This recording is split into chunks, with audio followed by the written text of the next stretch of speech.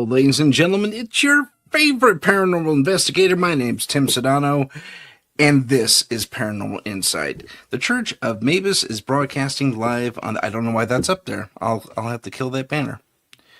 Nope. I'll have to hide that banner. Where's that banner at?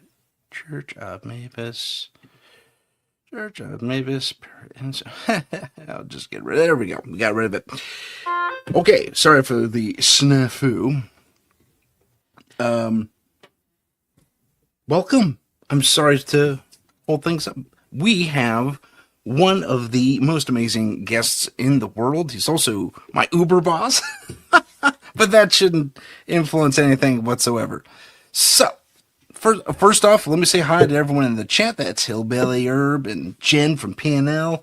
Welcome to the show. And without further ado, let's talk to the guru of UFOs and aliens himself, Joe Montaldo. Joe, welcome to the show. Hey, what's up, baby? How's it going, baby? I'm alive and kicking. That's always a good thing. That's always a good thing. Absolutely. I could use a long vacation somewhere, I could tell you that. But yeah. Where would you go?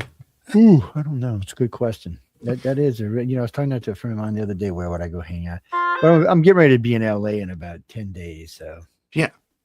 It's so while I'm out there, well, about 8 days actually, but while I'm out there, I'll get a little sort of vacation. It's a working vacation is what it really is. Working vacation. Yeah. You can't call anything. Yeah, you can't really call anything other than that because I get very little sleep when I'm out there. And usually what happens is I like to catch up with John, and John's the president of Galaxy Press.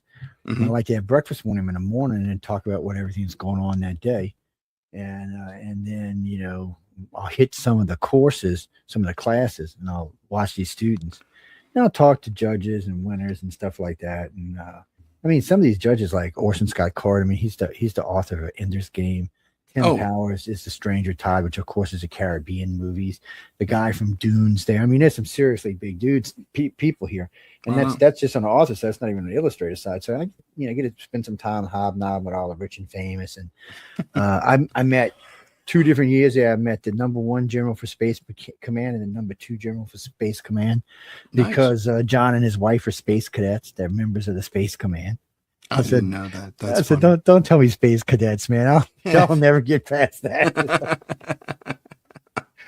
And then I met. It's like a working vacation because I do have a lot of fun, but it's nonstop. On average night, I'll get about 3 hours. By the time we try not to do interviews after midnight because the winners need their sleep because they're going to be up early in the morning. But gotcha. A lot of times interviews will drag on till 1:32 in the morning, and then and then I'm up, and then I usually post archives for Michelle so she don't have to worry about it, get numbers for. So usually at 4 o'clock I fall asleep, 7 o'clock I'm up. So away we go. Yoo-hoo. And I get to talk a little ufology out there because a lot of people find out that I'm in the field. It's weird because they really don't know who I am other than I'm press. Gotcha. So then people will look me up and they're like, I didn't know you did this. Well, yeah, I do that. Yeah. I do a lot of press work and I do a lot of other stuff. It's just, like I said, it's fun. And meeting people like Orson Scott Card is great because he's a character and a half, man. And I'm gonna probably be his next movie, man. Is that right? That'd be cool. It's like I said, look, I can tell you a lot of good stories, man. A lot of good.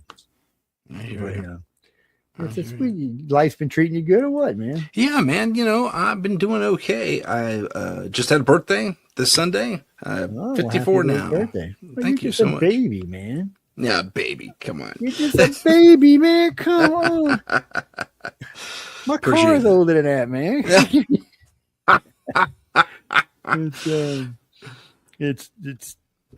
It's kind of funny because I remember when I made 50, everybody said, you're gonna panic. I really liked my 50s. I'm 60 now. I'm 62, 61.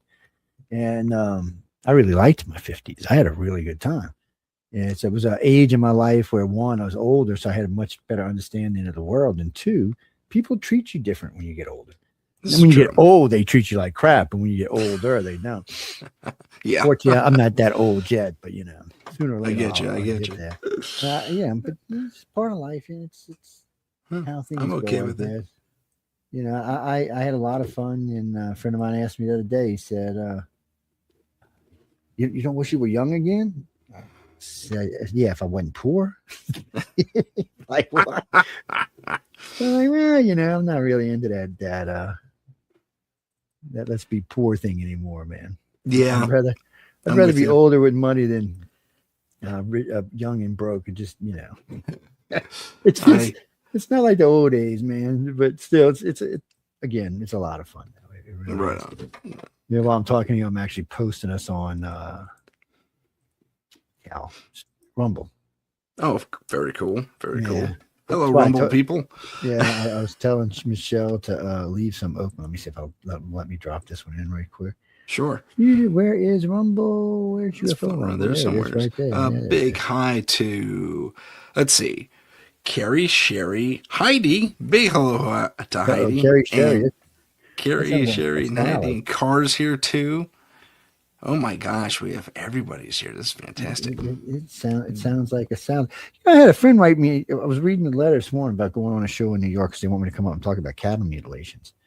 Oh, And I guess he was on some show the other day out in Roswell, New Mexico. And they got in a big argument over cattle mutilations. He said, "Well, you just need to go listen to Joe. He presents it better than I do." And well, because the guy kept telling him it was just aliens. It was just aliens. It was just aliens. And you know, I originally told him this when we at the 60th anniversary of Roswell. I had told him, I said, "Look, I said I've done enough research on cattle mutilations to know it's not aliens. It's probably us." But since then, which was, it was like, I don't know, 15 years ago, 14 years ago, since then, I've actually been able to verify through the government. So radiation checking through our meat supply. yeah, that's That what they're kind of doing. thing. Well, I had told this to Linda Moulton House. I said, why don't you go look, Linda? You'll notice there's not much in the way of cattle mutilations east of the Mississippi River. Right. But there's a buttload west. And there's not really anywhere else in the world. Oh, they try to say down in South America, but the only two we really found in South America turned out to be, one was a Brazilian general who was hiding cows in a water tower so he could claim them on his insurance. And another one was selling them to the locals and saying they were being abducted so he could collect his insurance. I see. But that was one of the first giveaways on when I first started researching them. You know, I was talking to different ranchers, and I said, it's curious they bring the cow back. He said, well, if we didn't get a cow back, we couldn't collect our insurance. And it just slapped me in the head. I'm like, wait, what? He said, well, yeah, the cows these are expensive bulls and cows. They're expensive, $3,000, $5,000, $6,000 a piece. He said, they're insured. And I was like, really? So I went back to everybody had talked to and asked me, your cows insured? And sure enough, they were. And I found it funny that none of these were small ranches where this happened. These were big ranches. And then I started noticing, I pulled up the radiation map and overlaid the ranches on top of them and found all of them were within inside the winds or water fields of the blast. Yep. Oh, after that, it was pretty much a given. So I went back and researched the body parts in the blood and the body parts that were being taken. And that's where the radiation would have accumulated the fastest. So I was like, well, son of a bitch. So I got some doctors to sign off on it. And I started digging. I started talking to friends of mine in the military and the government. And eventually I ran into a gentleman who introduced me to the project. And technically, it's not classified. It's just not talked about. Gotcha. And I found it interesting because when I talked to him, I said, well, how classified is this? He said, Joe, it doesn't say top secret on it. He said, but yet no one seems to know about it. It's like, well, this is a project we run, but we don't talk about it. It's like, okay. Which I understand why, because anybody who got cancer in those areas would now want to be suing the government. Yeah. And the fact that they're not telling us suggests that the radiation's higher than it should be. Right. Or they would tell us. Yeah, that makes sense. I mean, I've always kind of thought that too.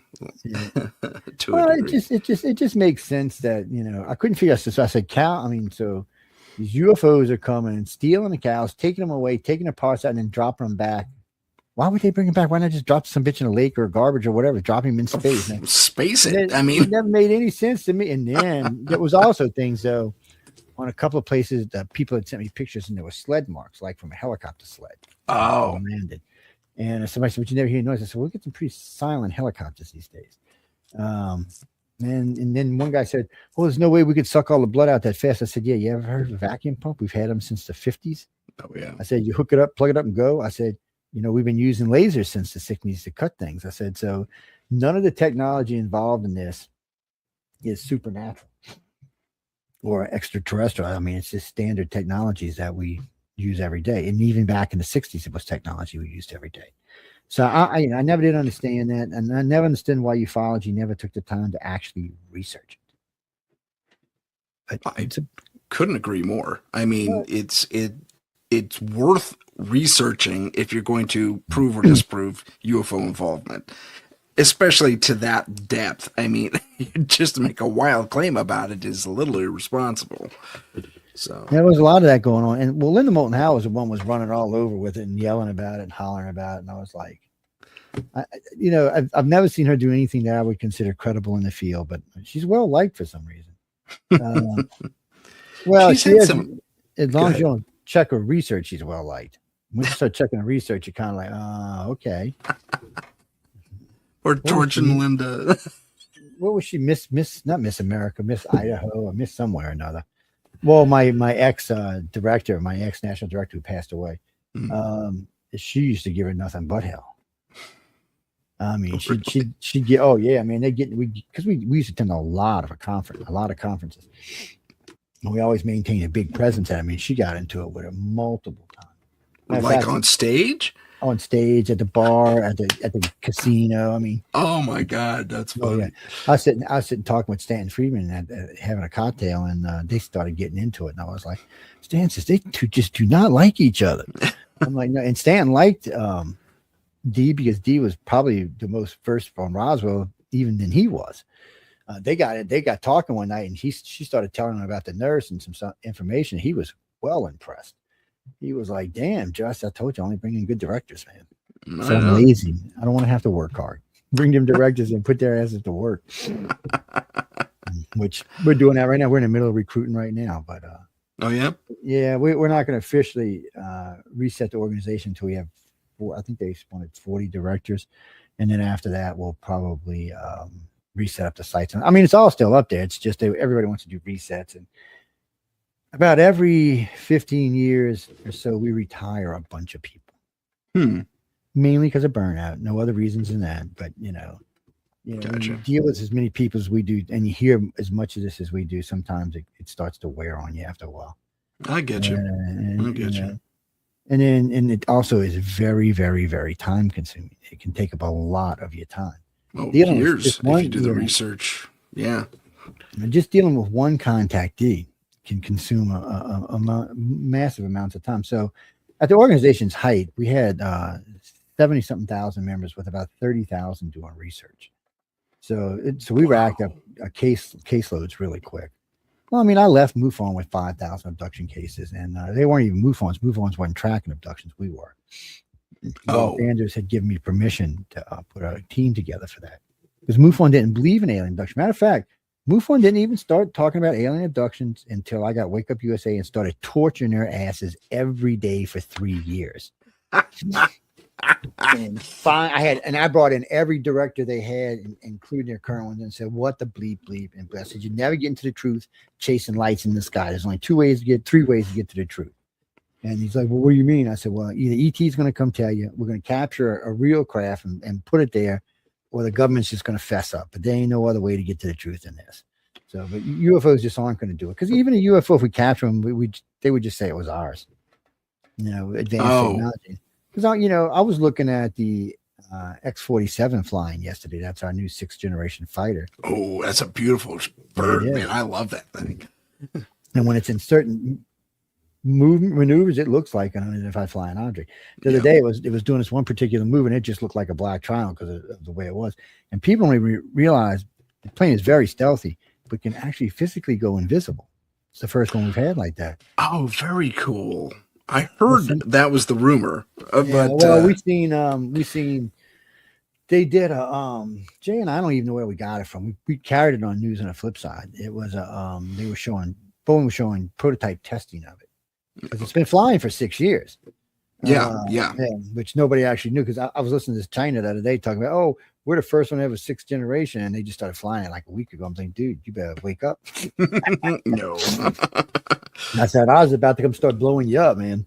But on certain angles, it looks just like a TR-3B or something. It's gray shadowed out bottom, and when it arcs, it turns, and it's very interesting. Matter of fact, the guy the other day was swearing the F-22 had to have alien technology because it was dodging missiles. It would just come up like that, and then it just turned itself in and inverted and came back under the missile. I was like, yeah, I saw that move. That was someone had it up man. Somewhere. Yeah, and then they showed a couple other ones like that. I said, that's seriously impressive jet. That's beautiful piloting too. Yeah, it's vector technology. Maybe we did get that from the aliens. I don't. Could be. I wouldn't surprise me. I know the only things I would be say for sure that we got was probably aircraft aluminum, fiber optics, and the microchip. Because that's all. That makes sense. Well, that's all pictures. The Roswell, I think it was a Gazette or something, put out a news article like a week after Roswell, and there's a picture in the article of three things. One looked like a really light type of aluminum rod, like an aircraft aluminum rod. The other one definitely was fiber optics. There wasn't even no doubt what it was when you seen it, the little stringy pack. Gotcha. And then the other one was a chip about yay big around, and with its port chip being about this big. Still at that point, that chip's still more advanced than what we have today. Oh yeah, I imagine it's probably really super complex. What's scary about it is without it, there would have been no computer revolution. Yep, I hear that too. I hear the exact same thing. What does that mean for us? Where will we be technologically? It would definitely be a different world. Yeah. Well, so we'd probably still be on tubes. but is that a form of interference?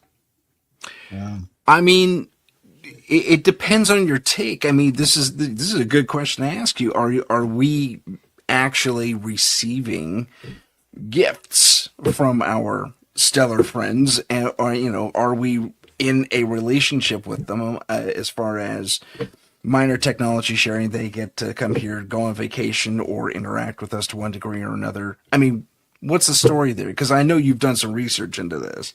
Well, I mean, the aliens are interesting because, one, we know they can retrieve anything they want anytime they want. Doesn't matter if it's on a military base. They take people out of jail. Yeah.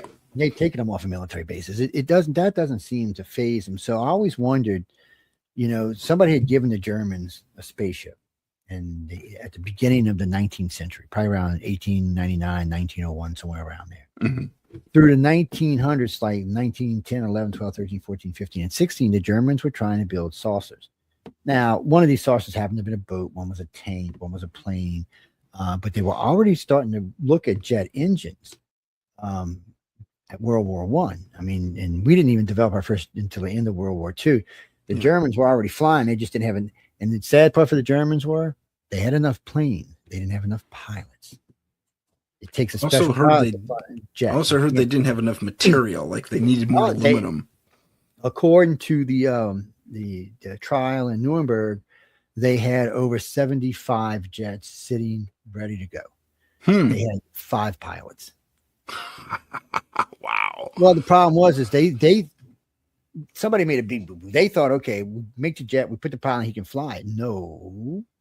First off, jets pull way bigger G's than prop planes do. Yeah. Their maneuverability is much different. The way you handle them, they run, start the whole 9 yards. An average pilot's going to go to school. It'll be 2 years before he ever gets in that freaking jet to really fly. Right. And then he's going to get a good year of of training just for combat. So these guys didn't get any of that. They were talking about it in the notes. They actually said a couple tried to fly and crash the damn things.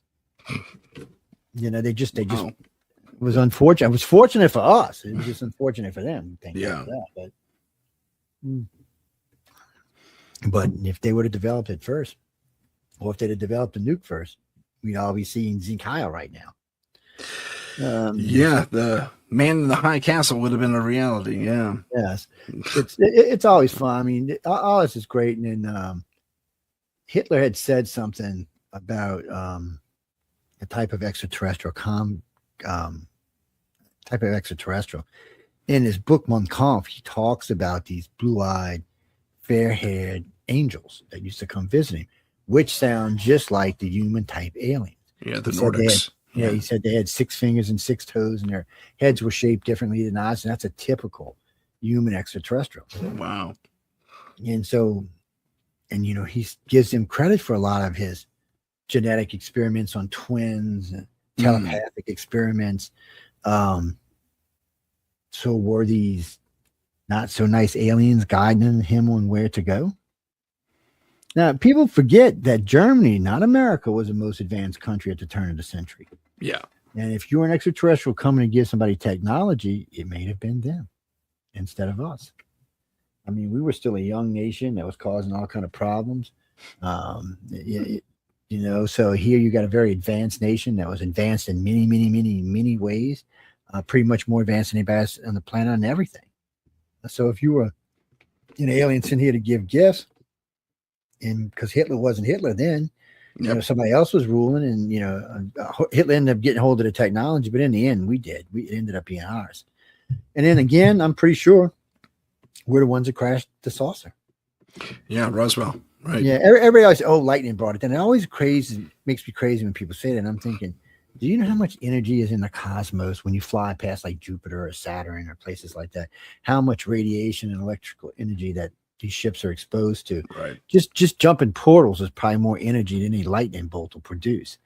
And I would imagine if you can go through space at light speeds where you have little microfibers that could rip through your ship like tissue paper, right, you've got some kind of shielding that protects you from that. If you have, and I have something to share that kind of relates to that. Okay. This was captured by NASA's Solar Observer,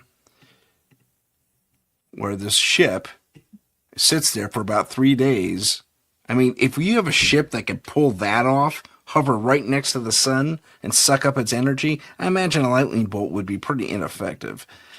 They've got a picture. It looks like 3 board cubes up against the sun. I saw that. That. That was amazing. NASA said that was a fake. And then stupid NASA, not NASA, JPL Milan released a second set of photos from a different orbiter.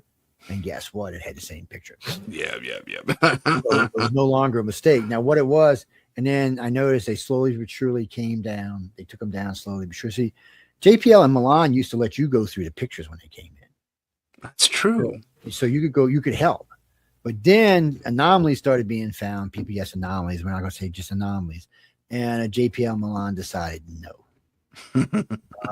We don't know what we're looking at, and we don't want to be speculating on what we're looking at. So guess what? We're going to look at them first. And even with them looking at them first, we still find anomalies. We still find stuff.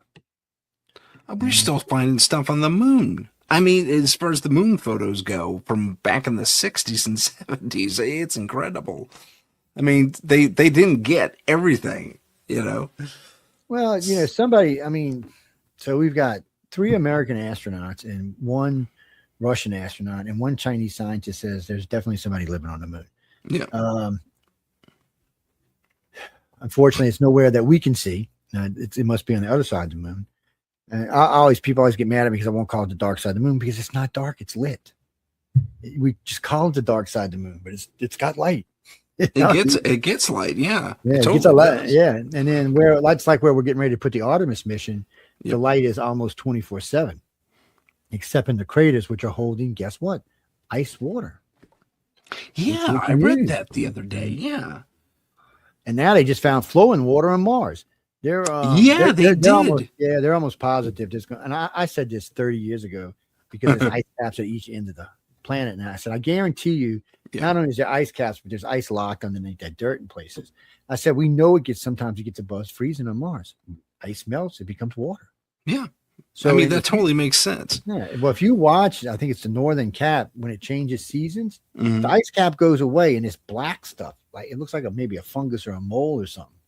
Maybe some amoebas or something, just takes over the whole area. And then it starts snowing. People don't realize it rains on Mars. It snows on Mars.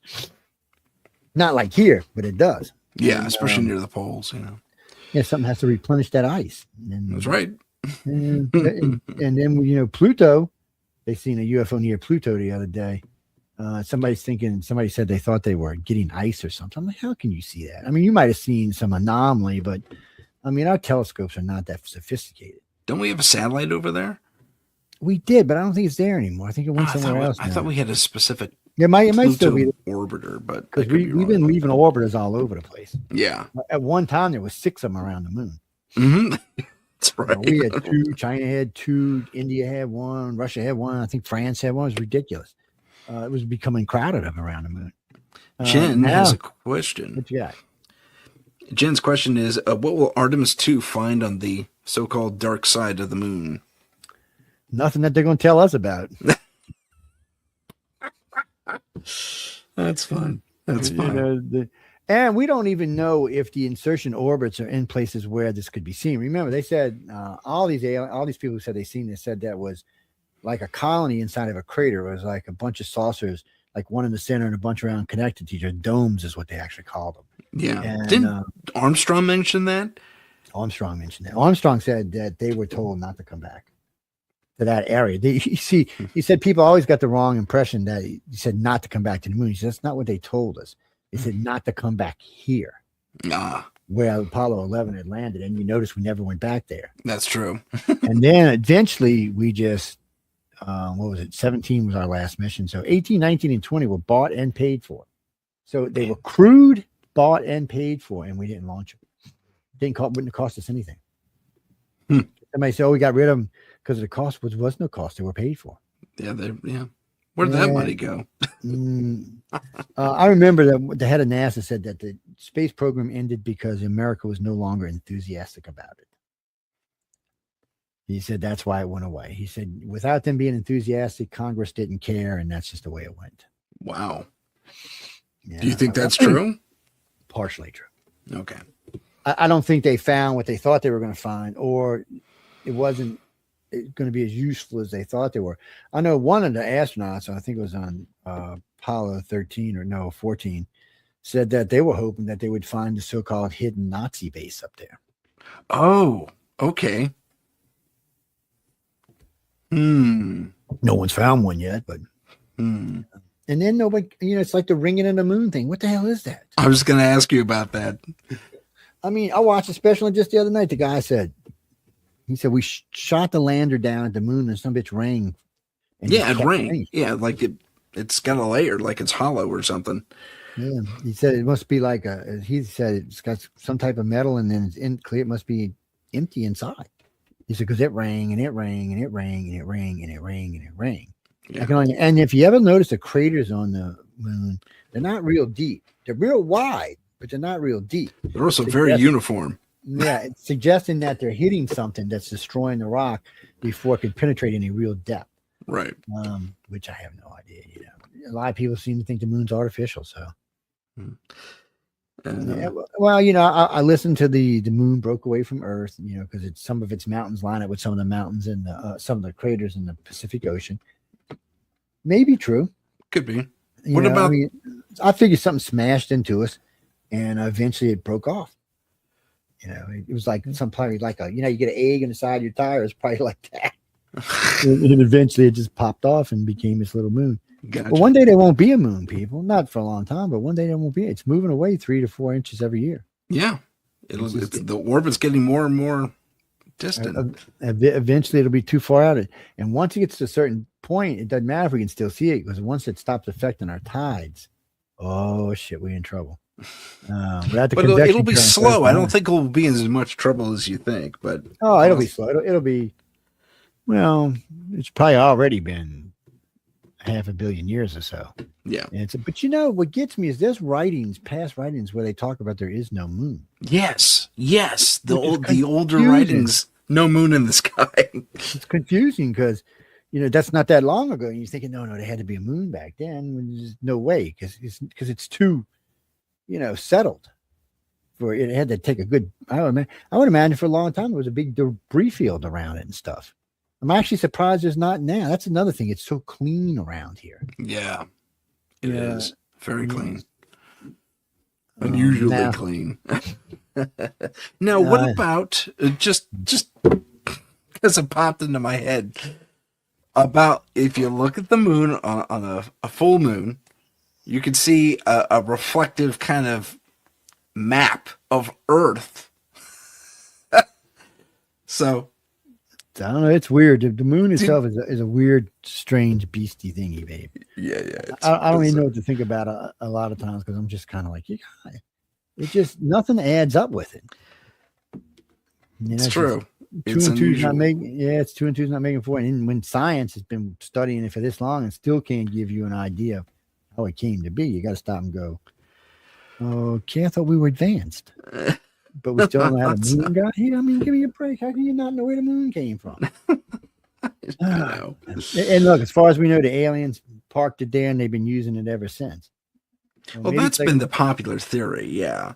That it's basically an away base of some, or forward operating base of some sort or another, or either for observation of us or other work out in the world, out in the universe, but maybe both. Who knows? I mean, it's big enough.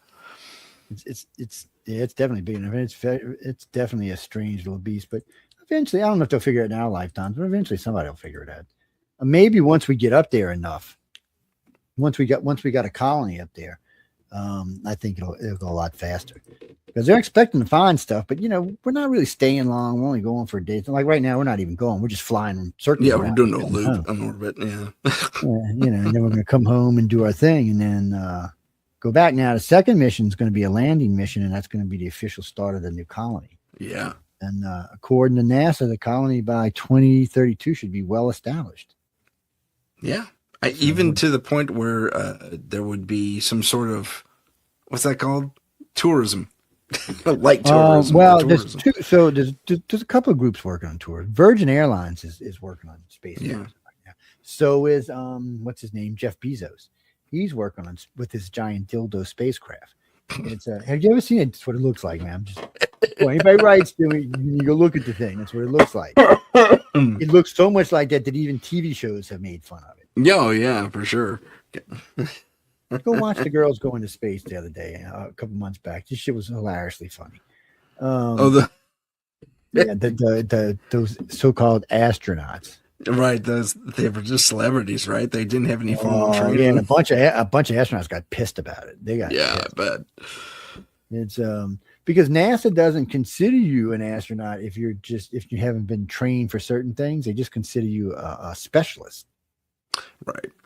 They really only consider astronauts as trained pilots and stuff like that. And I'm like, which is technically it's not true, people. If you go to space, if you go to real space, you're an astronaut. If you go stick your toe in it, you are not. So, they didn't really go into space. They just went to the top of the atmosphere and then came back down. That's what William Shatner and his group did. Yeah. Well, what you can tell is there was nobody floating around in the capsule. So like they had a moment of no gravity, and then they came right back down. Yeah. So if you ever watch NASA astronauts train, they put them in a Boeing 747 and they fly them up, and then they drop the plane down. And when it does, it takes the gravity away, and you'll see them flying around, throwing themselves around. It only lasts for a few seconds, but it's how they train. And, So they call it the vomit comet. Yeah, it's good stuff. It is, and that's about what them ladies did. They didn't actually go into space. It's Well, you can tell that capsule don't even look like it's really made for that kind of environment. It just looks like it's completely automated. They didn't have to do a thing. Yeah. Well, pretty much that's how it's always going to be. Now, Artemis is not completely. I mean, I watched today when they did their burn to take the capsule out and hook it up. But we're going to be living on the moon. Get used to it. Yeah, that'd be great. And Elon's going to help them establish a base, and then they're going to start sending. Elon's goal is by 2040 to have 50 ships going and coming from Mars every day. Wow. So he must have an engine prototype at the ready. So he said originally everybody said, it's going to be this and this to get to Mars. But Elon said, no, and then everybody said it was going to be a one-way trip in the beginning, which, look, one-way trip would have been cool. But Elon said, no, stupids. We're going to build rockets going and coming. So if you want to stay, you can stay. But if not, you can hop on the one coming back, the empty cargo ship, and come home. And he said, because for at least 2 decades, that Mars will need steady, not just people, but food and fuel. And they'll start probably making fuel there, but they're going to need the stuff for fertilizer. Yep. And it's also why one of them, they want to establish this thing inside Olympus Mons where they could put like 5,000 cows, plant a bunch of grass, put artificial sunlight there and put the cows in there. That way they'd be making fertilizer and beef at the same time. That's a good plan, actually. And then he said you could go up a couple of levels and close everything off and make that your colony, and you'd be protected by that big frickin'. He said, you notice there ain't no boulders went through that thing yet. He said, so good protection, or you could go underneath it because you know there's going to be a lot of hollowed out chambers underneath it. He said those kind of places you could seal off quickly without having to build in a lot and have an airtight environment. He said right now the current plan is to stay inside the ship, and then we lay it on its side and we connect them all together and we make a colony. Okay, that's fine, but the surface of Mars, just like the surface of the moon, is not well protected. Yeah. And I don't think y'all understand what a rock this big can do to something. Especially if it's traveling at velocity. Oh, yeah. It's incredibly, it's a bullet, basically. I mean, them things can come in the atmosphere at 100,000 miles an hour. You don't want that hitting anything. See, Earth, they burn up before they do any damage. But on the moon, they're not. They're just going to. Mm-hmm. Well, we know that the space shuttle has been hit by micrometeorites. It's got this self-sealing skin on it. It does give them an alert when it happens, but so it's happened more than once. Didn't they lose like a third of their tiles on one reentry because of that? They lost something on one, and then they had to the other day, or no, a couple months back, they had to move the whole space station to dodge debris. Right. From a satellite, yeah. And it's not even the first time they've had to do that. Yeah. So we need rules about let's clean up space. The aliens should come by with one of their big sucker ships and vacuum the whole area. Vacuum that old shit up. You know, open its mouth. Oh, I said the S word. I'm so sorry. Don't find me. We're not rated. We're not G-rated. It's well, no, we are on FM, or yeah, we are, but they won't get us for that. Those kind of words they don't care about. Okay. Now, like my Friday night show, if that was on FM, I'd be in trouble. Or Saturday night, that was another bad one. Man, nobody can keep their mouth shut on that show. I've been on that show a couple of times. Yes, well, I tell all the hosts anytime they want to stop by, stop by. I just told Michelle the other night I wanted to come by and tell us about all the weird places she slept through her paranormal career. Yeah, oh, really? Yeah, if it's nasty, horror, and scary, you crazy girl wants to go sleep there. Oh, okay. That's just one of her favorite things. So I was picking on it night before last. Actually, we were after the show. We were talking, and I was telling them, well, come on, we'll do it. But she's having a lot of fun too. I just can't get anybody. You know, it's like Congress. Talking to Congress is a waste of time because they don't know what they're doing. Less and less, huh? I feel this. Well, it's not that. So it's like, okay, you're giving testimony. You're looking at the lady who's asking the questions. Yeah. And when you'd answer a question, even on the polygraph, you'd answer a question, and they would all look at you like, that's impossible. You just watch the polygraph guy say it's not impossible. He's telling the truth. Yep. So you seen a voice stress guy over there say the same thing. Body language guy said the same thing. Because I could not believe they never thought about this. So when I went to testify, I said, well, why don't we have a polygrapher here? And that way I don't have to stop and explain myself every time you look at me like, you know. So they did, and they brought in the guy from Conoco. He's number 2, and he said he was amazed by me. He said, the guy who was doing body language, he said, you were so relaxed. He said, how can you sit in front of these? Because I mean, there's all kind of people. There's senators, congressmen, House reps, military colonels, admirals, generals, and you'd say something, and they just all look at you like. And then I told her ass up about that Koresh guy. I'm like, I said, it kills me. Y'all bring in this guy that Greer tells you. I said, I trust Greer this much. And I said, you bring this guy in, and first thing he tells you, well, all my information is second and third hand information. Oh, and I'm also a spy. Wait a minute. You want me to trust a spy? Is that what you just told me? That has second and third hand information. I'm thinking. And then he goes, and they're dimensional, and they come through and they crash like every third ship. I'm thinking, really? And what kind of drunken aliens are these? I mean, you would think if you've been, because, you know, they've been coming a long time. We're talking hundreds of thousands of years. You'd think if you were losing that many ships, you would just quit coming.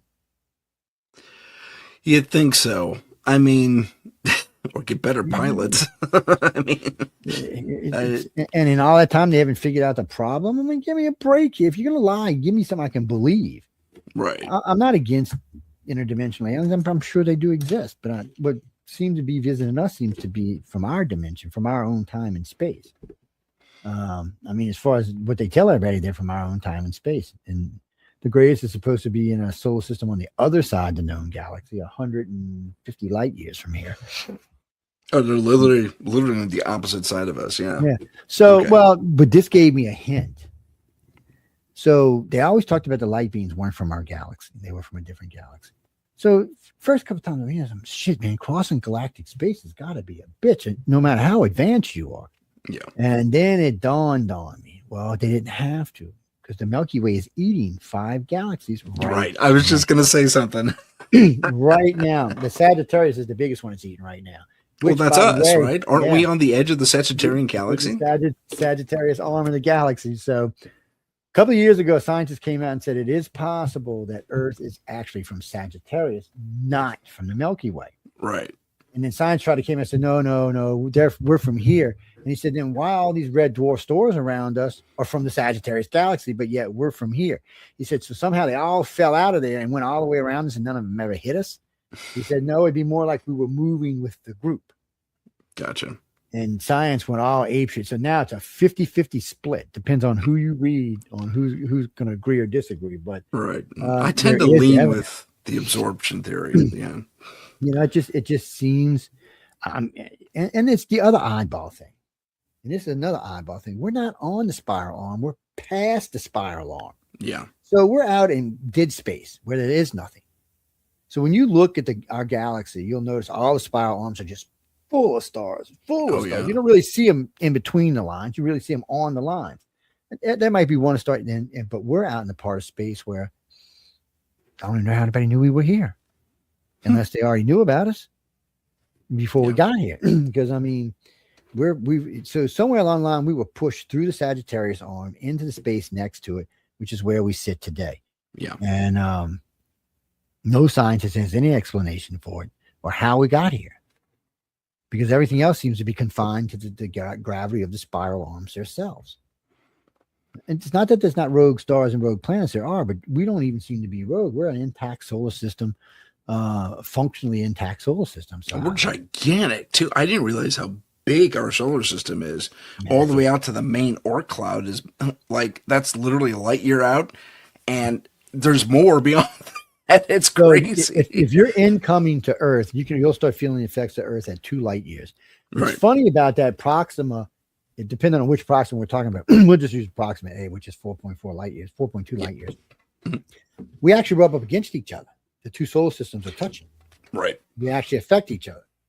They didn't know that until recent times. There may even be some overlap, which they didn't even think was possible. Crazy. So we're learning stuff now that we just don't. And then Webb just keeps finding thing after thing after thing. So there are now 5 planets where they think there's life. 2 of which they think are so one, they found industrial hydrocarbons in the atmosphere. Yeah, I read that. That's crazy. Okay, people, hydrocarbons don't come naturally. They have to be produced. Usually through some chemical reaction like gasoline or something. There was that. And then they found this type of carbon that creates life in this one atmosphere all over the planet. So there's no doubt. They said there's no doubt there's going to be some kind of life there. Then they found another planet that suggests that there was something living there that was probably a magnitude maybe a little more advanced than where we are today. Because even though there was hydrocarbons present, there seemed to be some type of radiated energy that we're not familiar with. So they may have been coming out of their industrial age and into their whatever next generation age they're in.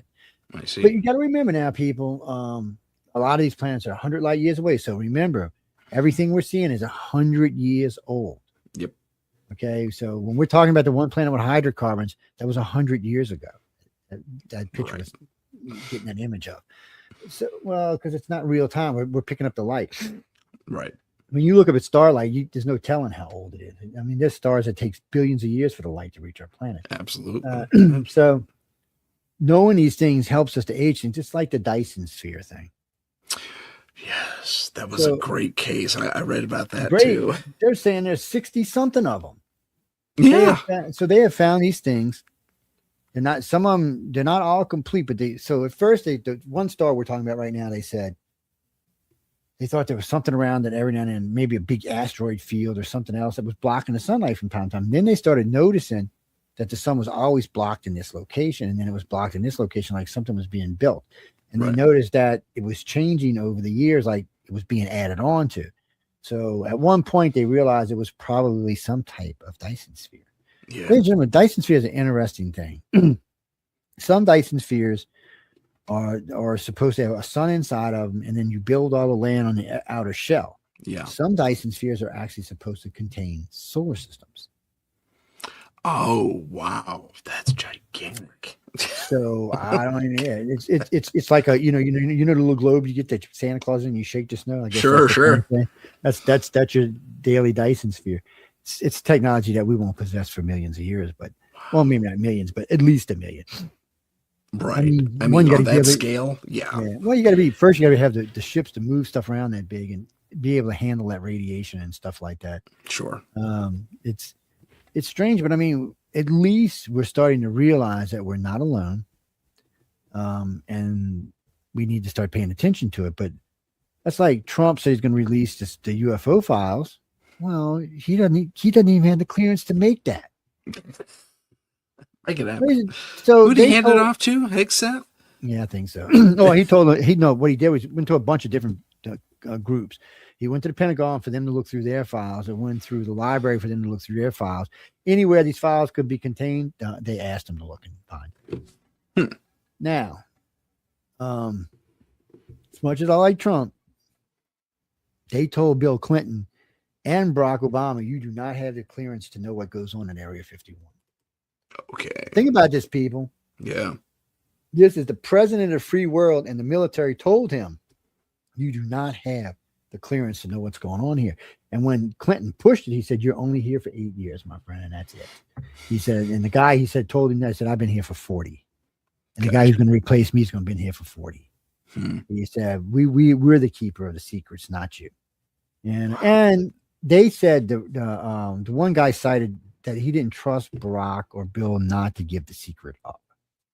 They thought that to try to make a legacy out of it, they would give the secrets up. Now, will Trump give the secrets up? It may sound like he will, but he did release the Kennedy documents. He released the Epstein file. He released all kind of stuff. So maybe he will. Now, while mentioning that, how much pertinent information is going to come out of all the stuff he released, that's anybody's best guess. Well, that's my fear, that it'll be another redaction farm, Well, he told him, just like he told him with the other files, no redactions. But again, that's not going to be his call. Yep, that's true. Let's briefly touch on the Artemis 2, since it's in the news right now and it's happening right now. Talk to me about the, how do I put this? The myth and or the reality of the Van Allen belt issue. I never did understand the thing about the Van Allen belt. Okay. So it's not really that big, and they're hauling ass when they go through it. It's not like they're just putting along. I mean, come on, people, they're getting to the moon in 4 days, which is what, 300,000 miles away or something? 200, I'd have to ask 250,000, give or take. Yeah. It's a long ways. So it tells you how fast it's going. So the Van Allen belt is not quite what everybody thinks about it. Now, people, we have satellites in space all the time. Yep. We also have the shuttle. I mean, not the shuttle, the space station, which constantly has people on it. Now, what gets me about it is I was a little leery the first time I read about the Van Allen belt and looked at the Apollo spacecraft. I was like, Jesus, this thing offers very little protection. But now you know why they were required to wear their suits the entire time they were in the ship. See, Artemis is not going to be required to do that because Artemis is a shielded spacecraft. It's not some aluminum shit all over the place. Oh, yeah, man. There were places on the old Apollo capsule that were nothing but foil. So nothing but foil. I mean, no, James. I mean, the Apollo had a thick steel capsule, but it wasn't really what you think. I'm okay. When I was like 12, my dad took me to Florida. Well, we went to Houston, then we went to Florida. Both times I snuck into one of the capsules, got my ass in trouble a second time, climbed over the little thing and hopped inside of it. And dude, I was little. I mean, I was like 12 at the time. And I wasn't all that big of a guy. And I felt cramping. I could only figure at this size, I'd be like, Jesus, let me out of this thing. I'd be claustrophobic. Yeah. People, you got to think about it. There was just one of me in there, and there was 3 of them in there, stuffed in there. You know, well, at least the Artemis has a bathroom, okay? Yeah. Yes. Even though it broke when it first started flying, but they fixed it. They had a bathroom. Good. See, and you always laugh when I tell you we're going to need plumbers and mechanics and gardeners in space because we are. We're going to need everything we need. When we get to colonize, we're going to need everything we need here. We're going to need there. So everybody will have a job. Yeah. Plus, if you're old and ancient like dirt, going to Mars will be a good thing for you. Going to the moon will be a good thing for you. Yeah. First thing is, let's say you have severe arthritis. Well, when you get to the moon has 1/6 G gravity, which means instead of your bones being like this, they're going to be a gap again. When you walk, there won't be rubbing. Same thing on Mars. Yeah. Also, that gravity that pulls down on all your vital organs will have stopped. Your blood pressure will have eased. Yeah. There's a lot of benefits for old people living in space. Yeah. Not for young people, though. Young people it will actually do harm to. If you're under the age of 50 and you go to space, even at 50, you're going to have to be on a treadmill on a regular basis. But if you're under 50 and you want to stay in shape, you will be on that treadmill 3, 4, 5 hours a day. And you'll still lose muscle mass, even doing that. Yeah. Now, once they figure out how to weigh us down and give us 1G and everything, that'll change. And that's one of the things that's making science so nervous right now is men and women sometimes use poor judgment, meaning that they have sex and somebody gets pregnant. Well, we've seen what chickens look like born in space, and they don't look like chickens. They came without legs or feathers because they don't need them. There's no use for them in space. There's quite a few things that deformed in space. And on Mars, I imagine being exposed to the radiation in there. Just go watch, what's that movie with Arnold Schwarzenegger? There you go. Look at all the mutations. Yeah. So, well, we don't know. And if we get there, it's going to be, there's just so much we got to learn. And radiation is deadly to man. So taking 9 months to get to Mars, you're exposed to a lot. Shit, that makes the Van Allen belt look like child's play. Yeah. It's so... The ships have to be shielded. We have to be shielded. But we know, and just so you know, ladies and gentlemen, we're not ignorant. We shield nuclear reactors all the time. We have submarines and aircraft carriers with nuclear reactors in them. And you know what? No one dies of cancer or from radiation exposure on these ships. So we know how to actually do it. It's harder in space because you have to get that damn thing in space. All that weight has to go up there. So when you start adding lead shielding to shit, you start doubling, tripling, quadrupling weight, which is what they don't want to do. So they try to use different types of materials and layer it in there. So this is a good one for y'all. So on the space station, they have Kevlar walls, self-sealing Kevlar walls. Yeah. So yeah, when a thing penetrates it, it'll go in so many layers and it stops and it seals itself. They're all throughout the entire station. You can basically, the new station's going to probably be inflatable, for lack of a better way of saying it. I'm sure there's a better way of expressing it than that. But what I find interesting is in the old days when we ran a lot of space missions, there was lots of extraterrestrial contact, it seemed like. Lots of people. I mean, many astronauts reported seeing stuff in space. That was one of my questions. Yeah, go ahead. Well, you got Mercury, Gemini, and Apollo. So Mercury missions were just the single guy flying around doing his thing. Gemini was a 2-3, Apollo was a 3, but all of them spent time in orbit. Yep. Alan Shepard said on a couple occasions, he would just be chilling, looking out the window of his capsule, and you'd just see something float over the top of you. Well, back then, people, there was no debris in space. Yeah. See, today you might say, oh, man, they all did satellite. No, not back then. What was in space? Sputnik? Yeah. One thing. Yeah, and I don't even know what it was doing. So, I mean, it's not like they were going to run into stuff. So when they would tell you stuff like that, and then because a couple of times they reported seeing things, NASA changed it to where you would hear them talk about, oh, I see Santa Claus in his sled. Right, Santa Claus. Yeah, the little reindeers out there. No, they weren't joking. They seen something. They just couldn't tell you what it was because they'd get in trouble. Right. The Santa Claus code. And then what was it? The STS-41 mission, NASA decided we're going to add a 7-second delay to all broadcasts. Right. Because for the first time, we seen what appeared to be a UFO moving and someone on Earth taking a shot at it. Yes, that was crazy. So, NASA's explanation was that it was ice that had come off. That wasn't ice. No and then way. When they fired their thrusters, that's what made it stop and change direction. Okay, nope. Well, okay, NASA, I'll believe that. But what was that coming off the ground now? And that big bolt of light that went, and as it went, here's the thing, and it's coming by and it goes, oh, whoops. Yeah, exactly. Not only did it change direction, it sped up. I'm like, no, I'm thinking, I'm not buying that bolt. I didn't buy that for a second either. No way. You're going to have to give me a better explanation than that. Way better. I was talking to Jeff Chandler, one of the astronauts, and because he had put a little video compilation together, weird stuff they had saw in space. And then he gave me a copy, and he put it up for sale, and was doing pretty well. NASA made him pull it because it was all NASA material. Oh. And he was pissed. But we talked about it. He said, Joe, I'm not going to tell you they're aliens. He said, but I'm going to tell you it's not ours. And so I'm going to tell you it's not the Russians. Because if the Russians had stuff like that, we'd have already been conquered. Fair point. and just like Navy pilots and commercial airline pilots, you are supposed to report them. A lot of people have quit reporting because you could lose your job, but then it became a mandatory thing. So Navy pilots have to report. Navy pilots love doing this stuff. They'll catch you. Like before I got promoted to an officer when I was still enlisted, one of the pilots came to me and he said, Joe, I need you to report this. And he told me the whole thing. I said, I'm not reporting that. What are you, crazy? I mean, I was 18 at the time. I'm like, no, dude. So he said, I'm your officer. I'm giving you an order. I'm like, so I went to the commando watch and gave him the report. He said, did you see that? I said, no, the pilot said, he just didn't want to come tell y'all. He said, which one was it? I said, I can't tell you that. If he didn't get to tell you, I can't tell you. He said, Joe, there's only 4 pilots been on the ship in the last hour. Yeah. I said, well, it should be easy for you to figure out then. that was but I mean, there was lots of stuff. It's like whatever that thing happened in 83. I was on a Nimitz in 83 and President Reagan was coming out. 83, 84, I think it was 83.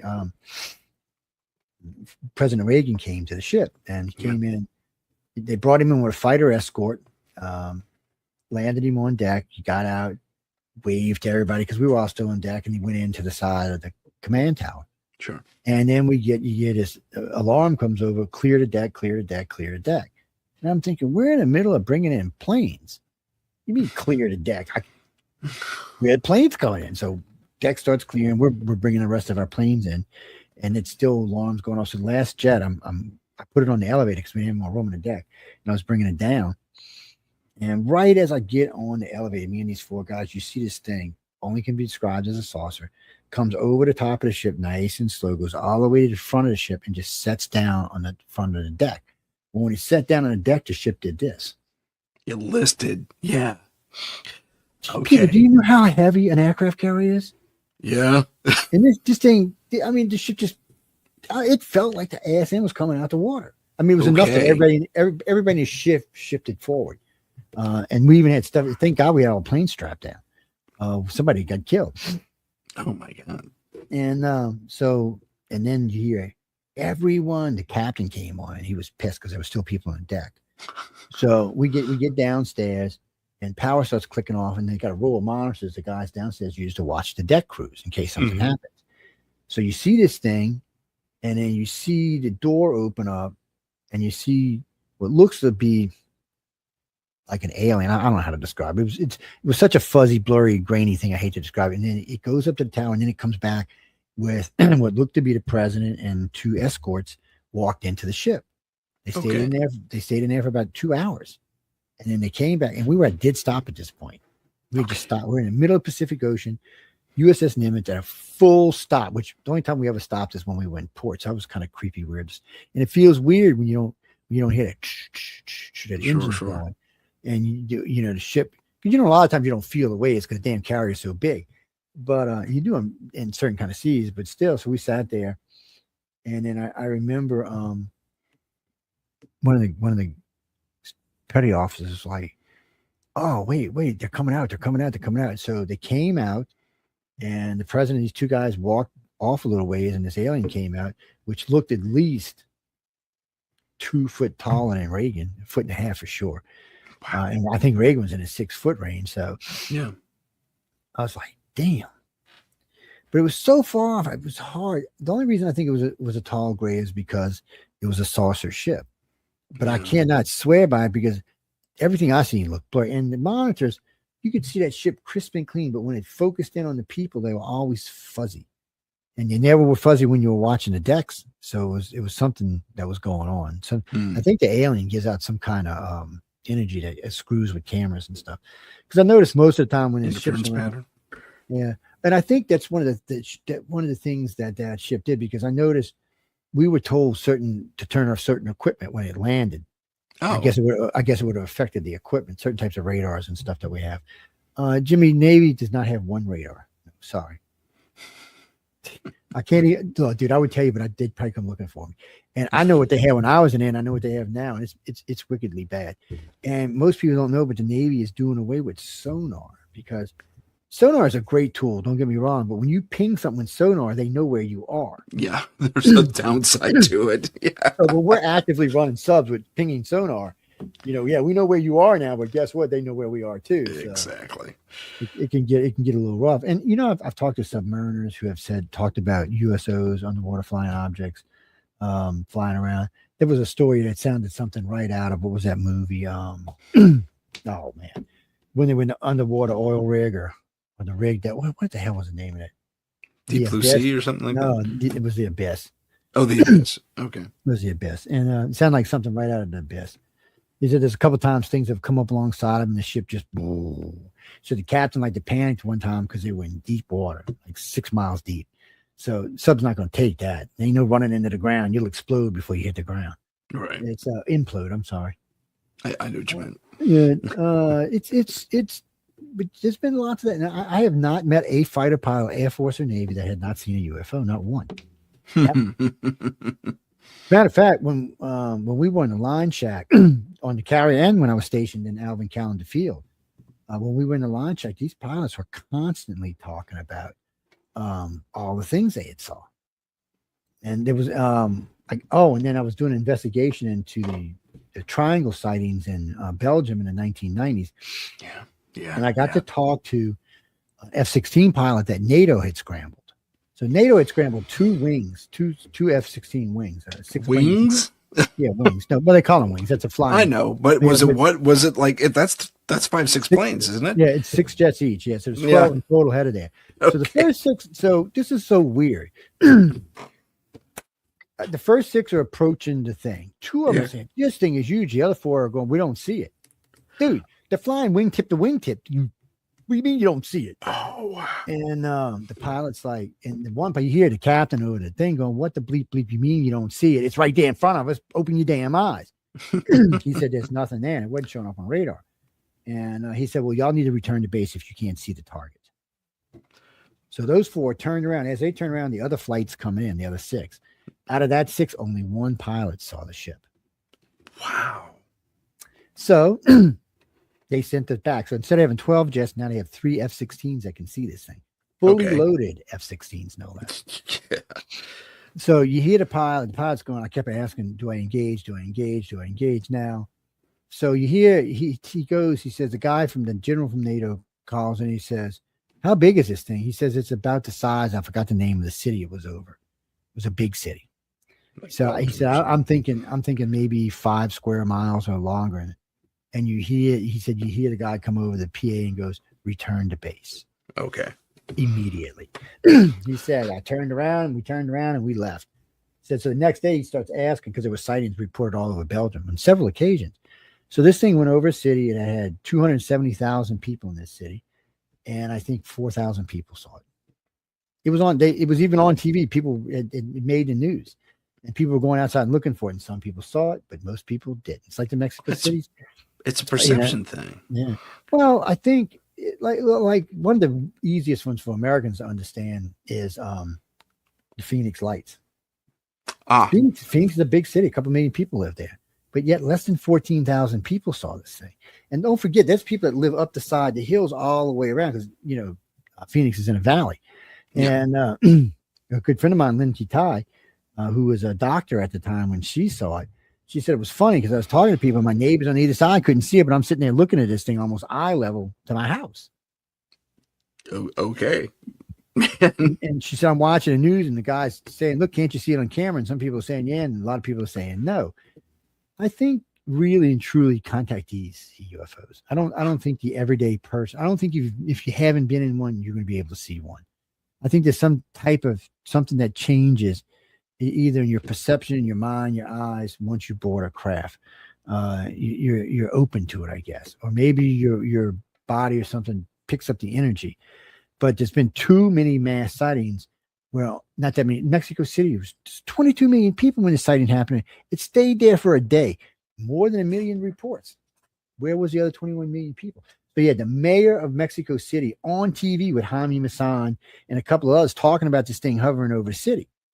Hmm. And you had police chiefs and fire chiefs. They're all talking about it. But then other people say, it's nothing up there. And you see cameras going up, and some people saw a clear sky, and some people saw like something biting up against it. The original report was, and the reason they put this in the movie Signs was there was a flock of crows coming in, and they ran smack into the side of them. They all fell out of the sky. And that got somebody's attention. So he went on the news and saw what he saw, and then people started looking, and then more and more people started reporting it. But still, 22 million people, where was the rest of them? New York City, when the ambassador saw the UFO take that woman out of the window with the 2 Secret Service guys. No one else saw it. Right. No one else saw it. And you have to ask yourself, why did no one else see it? New York's a big city. Yeah. Cash Landry case, this thing flew all over the place, and they were the only ones to see it. But I hate to say this, I think Cash Landry was ours because of one, when it passed over the car, they said it melted the asphalt. The woman, 2 of the women died of cancer from extreme exposure. Wow. So that sounds like it was ours. Plus, there was a mass of helicopters and planes following behind it. Oh, it was under escort. Yeah. So it was something we were testing, and it went awry. Golly. Because, we've been working, most people don't realize it, but we could have had nuclear engines a long time ago for planes and boats and everything else. Sure. So originally, Stanton Freeman and I wanted to talk to him one night about what he did for a living, and he was a nuclear physicist, not a PhD nuclear physicist. He used to get pissed when people would tell him that. But so we were talking about it, and he said, no, Joe, he said, the main reason they didn't do it, he said, building a nuclear plane engine is not that complicated. He said, and we could have been fueling these planes. One plane could have been running on the same stick for 2 or 3 years. He said, the problem is we had to store the waste and radiation at airports. Oh. He said, that's an instant dirty bomb. Gotcha. He said, if we lived in a better world, he said, we'd probably be using them. He said, and then you'd have to take all kind of precautions because of, waste from the ship and things like that. The thrust, is there going to be any contamination in the thrust? But they'd already had nuclear planes flying at the time. They just decided not to use them. Wow. And think about a B-2 Spirit with a nuclear reactor. Yeah. No refueling at all. Probably pump it up to about Mach 3, zip over to Iran, dump a couple of 100 tons of bombs, and come back. It's just, but no, that's why we have nuclear submarines and nuclear carriers. We actually have a nuclear destroyer too. Yeah, we do. Yeah, we also have rail guns and lasers that most people don't even realize we have. That thing they call the Zimwalt is, I think that was a fantasy wish. There's 3 of them. They quit making them because they're very expensive destroyers. They do work. The rail guns were great. I watched them cut a World War II battleship in half with a rail gun. Fun. So he turns it. Well, at the time there was 3 of them on board this Zimwalt. So they turned it, and they were about 2 miles, 3 miles away from this thing, and they aimed it up like this, and they just went all the way down. You see it go through the water, and then you see the ship go. Wow. It was gone. Oh no, it was whoever sent me that just now. It was parked at Bikini Island atoll. Oh, okay. Yeah, where they removed 8 feet of topsoil to try to get rid of the radiation. Yep. They got all kind of mutations. The government don't like to talk about mutations. No. They don't want you to know that radiation actually does that to things. Don't look at me. I'm not the one that invented it. Well, let me talk to you about. I've told the story, and maybe I told it when you were here too. But there was when I was at NASA, I was a nobody intern. No one paid attention to me. Well, we had a transition at Moffett Field. We went from Navy control to Air Force control. And when that happened, we got new SFs versus the Navy police. Anyway. Apparently they'd all transferred in from different bases and stuff. And there was one guy who was from Vandenberg apparently, and he says, "Yeah, did you ever hear the story at your base about the ships there? What are you talking about?" So he tells the story. He says, "Well, when I got there, I was told this story kind of as a cautionary tale," and he goes on to say, a few years before I got there, these guys were on patrol somewhere near the end of the supersonic runway. That's the auxiliary for the shuttle back in the day, and supersonic craft, obviously. And they're at a group of buildings somewhere near one of the ends. I can't remember which end of the supersonic runway. It's like a warehouse or something like that, or auxiliary hangar or something. And he says, and these two guys walking the route, and it's like they feel like they pass through like a static charge, and suddenly they see this gigantic spaceship just hovering, like maybe a mile, if not way lower, and it's just hovering there. It's a big cigar-shaped looking thing.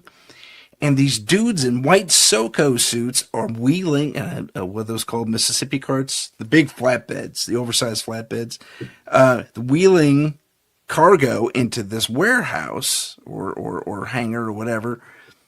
And once they get the cargo inside, they kind of round a little corner, and then there's a flash, and it's bluish. And then up on the ship, they have this, what looks like their cargo bay or flight deck or something, the slot that's there, and there's a corresponding blue flash up there.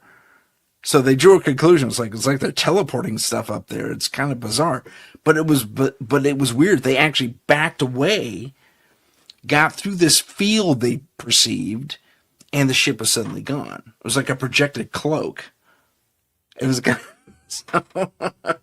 was really bizarre. And 3 different teams cited this thing, and every single time the CEO said, "You didn't see anything, take it out of your reports. I will never acknowledge it happened." That's it. That's my story. So do you think it is technology that is causing this perception field, or is it a combination between technology and experience? It may not be a permission field. You may actually be somewhere else. So the Greys and the reptilians supposedly can do cross galaxy teleportation. Ooh. What? So, which means you may not even been on Earth when you walk through. You've been somewhere off world. So I always tell people when they see stuff, like always see your surroundings. Get a chance if you can. Look at the sky. Just, somebody asked me it too when they have these weird dreams about it. I said, look for a newspaper. Ask your consciousness, what date was it? And when they have those Holocaust dreams, it's one of the first things I do. Well, look around, see what you can see that has a date on it. Look at the cars. What do they look like? The one guy was telling me they were in Houston, he said the stoplights were different.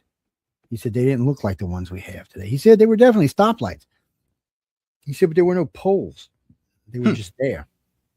Like they were just stuck in that piece of the air. He said, you didn't see any wires, you didn't see any poles, but there was lights. He said, and there were cars.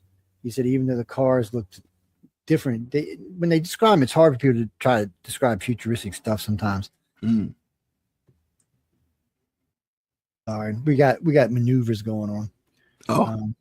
Well, we've got a CB base, a SEALs base, a Navy construction yard, and a NASA facility, all within like 10 miles of each other. Okay. Yeah, I'm kind of So it's an interesting place to live. Well, people, we've seen all kind of stuff where we live. It's we bought this house because we're crazy. So when I was like 3 or 4, Hurricane Betsy came, and we had a house not far from here, but a mile from where I live right now, in a place called Pass Christian Isle. And my dad waited a little long to leave. So when we left, we got to the highway and we were trying to get to the bridge, to cross the bridge to get over side the bay. Well, a wave just grabbed the car, a big white Cadillac with them big flare wings on it. Ooh. Picked it up and was taking us out to the Gulf. And the chain link fence wrapped around the tailpipe and pulled the car down. The car settled like this. Well, my mom can't swim, not even a stroke. And so my dad pulls us out the car and puts us on the trunk. And I still remember, because you know, had those red and white lights on the side of the door. They were still lit up, even though they were underwater. Yeah. It stuck into my head. And then I remember my dad left and some guys came swimming up. He found some guys somewhere and they came and got us and brought us to wherever the house they were at. And I woke up watching Bugs Bunny. Wind still howling like a you know what. And people said, why don't you fear hurricanes? I said, because if you live through that one, why worry? Exactly. That proved the point to me. When it's your time to go, it's your time to go. If not, you don't have to worry about it. But the reason I brought that up is because a block from where I live right now, one of the best UFO sightings I've ever had happened. So my wife and I were sitting outside watching this. We were getting ready to go to the casino, so we stopped. It was 1-2 o'clock in the morning. So we stopped. We just want to see the sky because it's a beautiful sky. And I had noticed there were 2 state troopers parked side by side talking to each other up the road. So we're sitting there. You see this thing, the water starts glowing this weird greenish color, and it starts to like get a bubble on it. It's like raising up.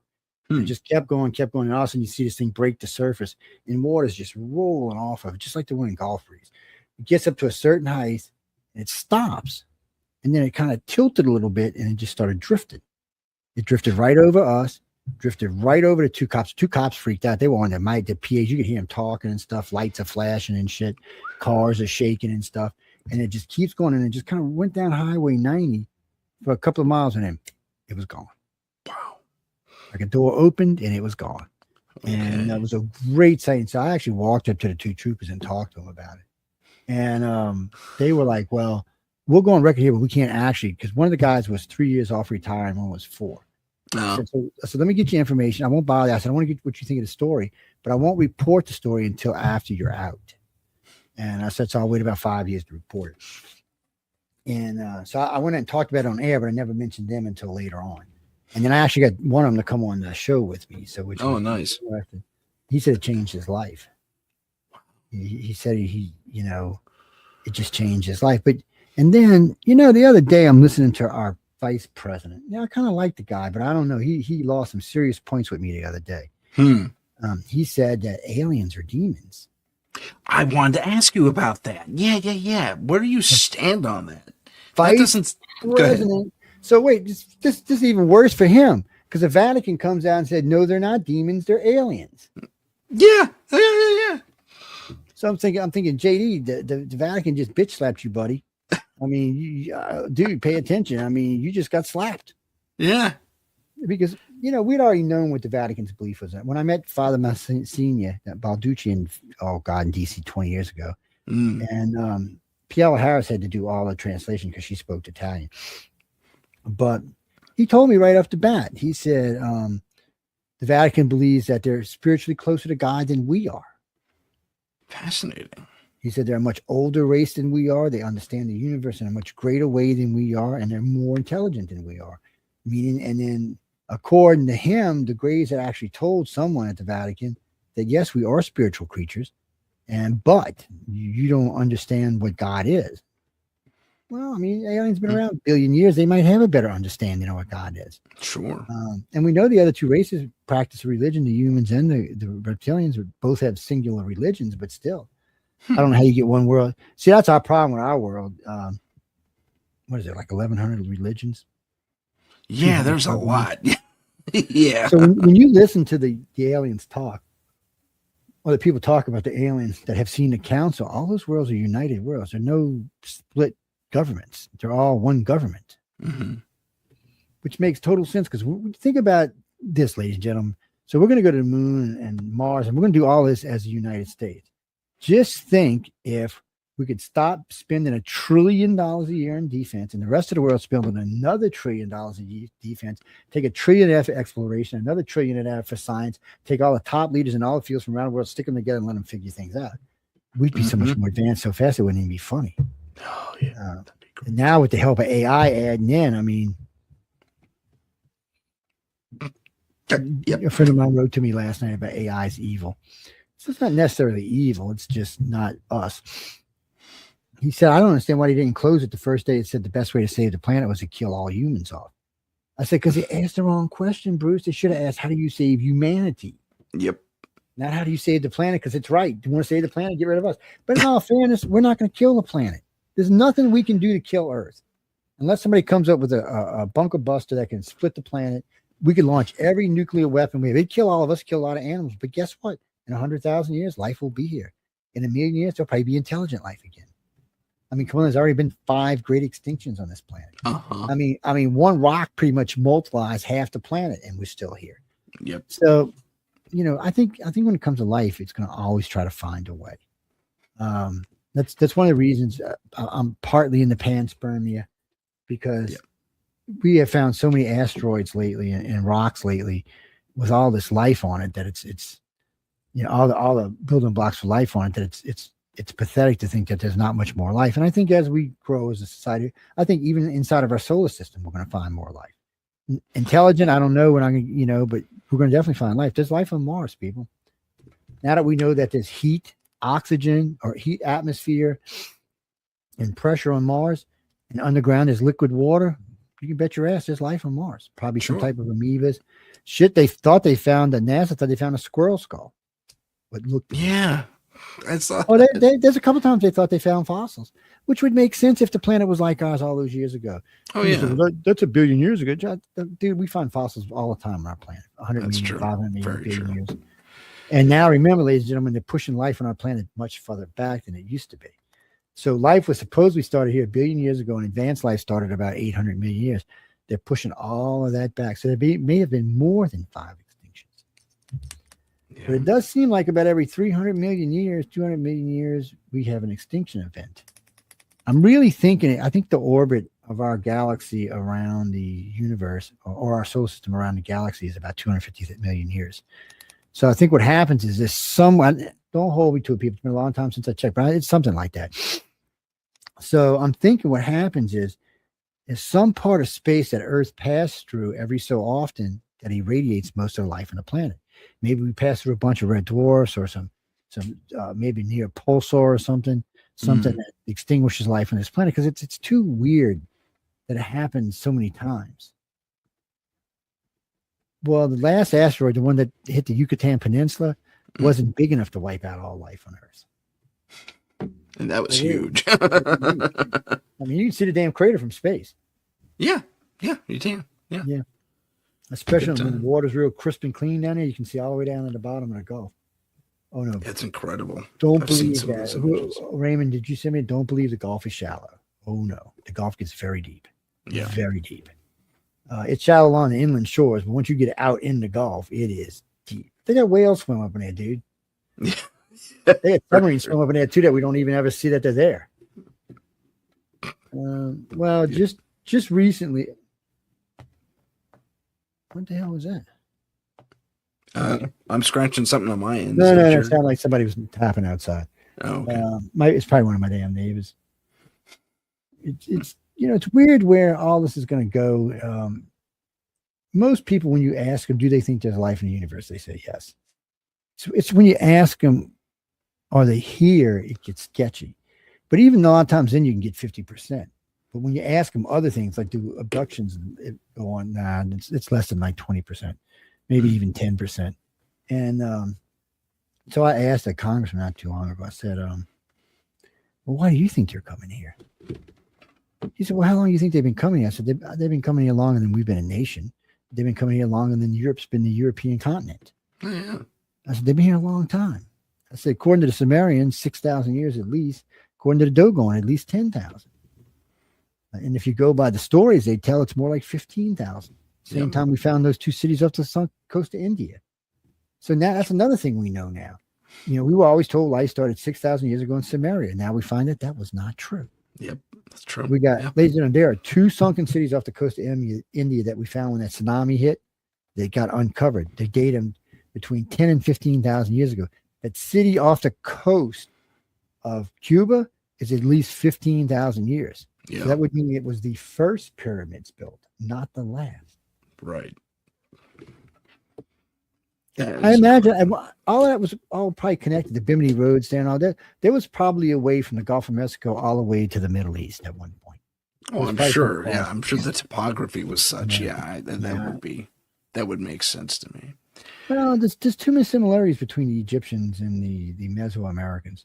Now, it's not perfect symmetry by any means, but the fact that there were certain lines of thought they went along, I found most interesting. And maybe that was where Atlantis was, Johnny.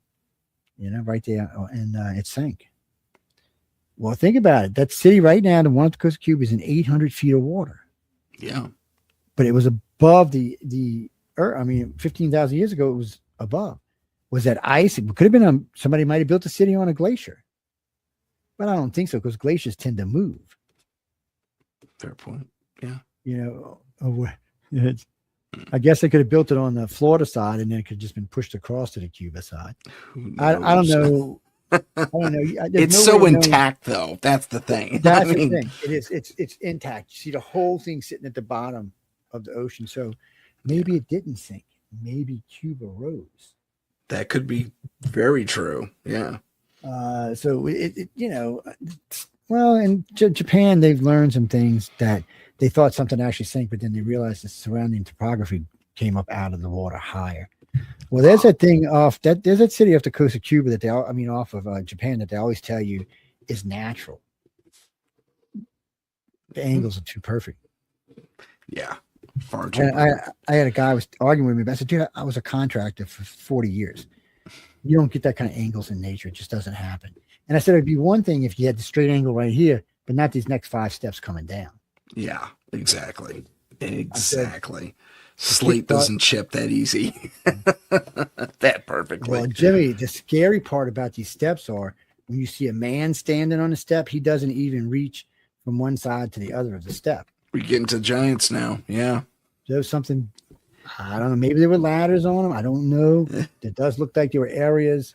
And then there's these little circle holes cut in different places around, like there was poles stuck in there or something. Yeah. Well, we seen that with the Roman, whatchamacallit? What do you call the damn Roman, where they used to have the fights? The Colosseum? The Colosseum, yeah. So at the top of the Colosseum, they got these little holes that were made for poles. They used to have canopies that rolled out. Yeah. They would roll them out. And yeah. Well, rich people were rich people even back then, my friends. Yep. That's very true. Hey, Joe, I'm going to do a quick little pause. We're going to do like a 15-second station break, and then we're back in.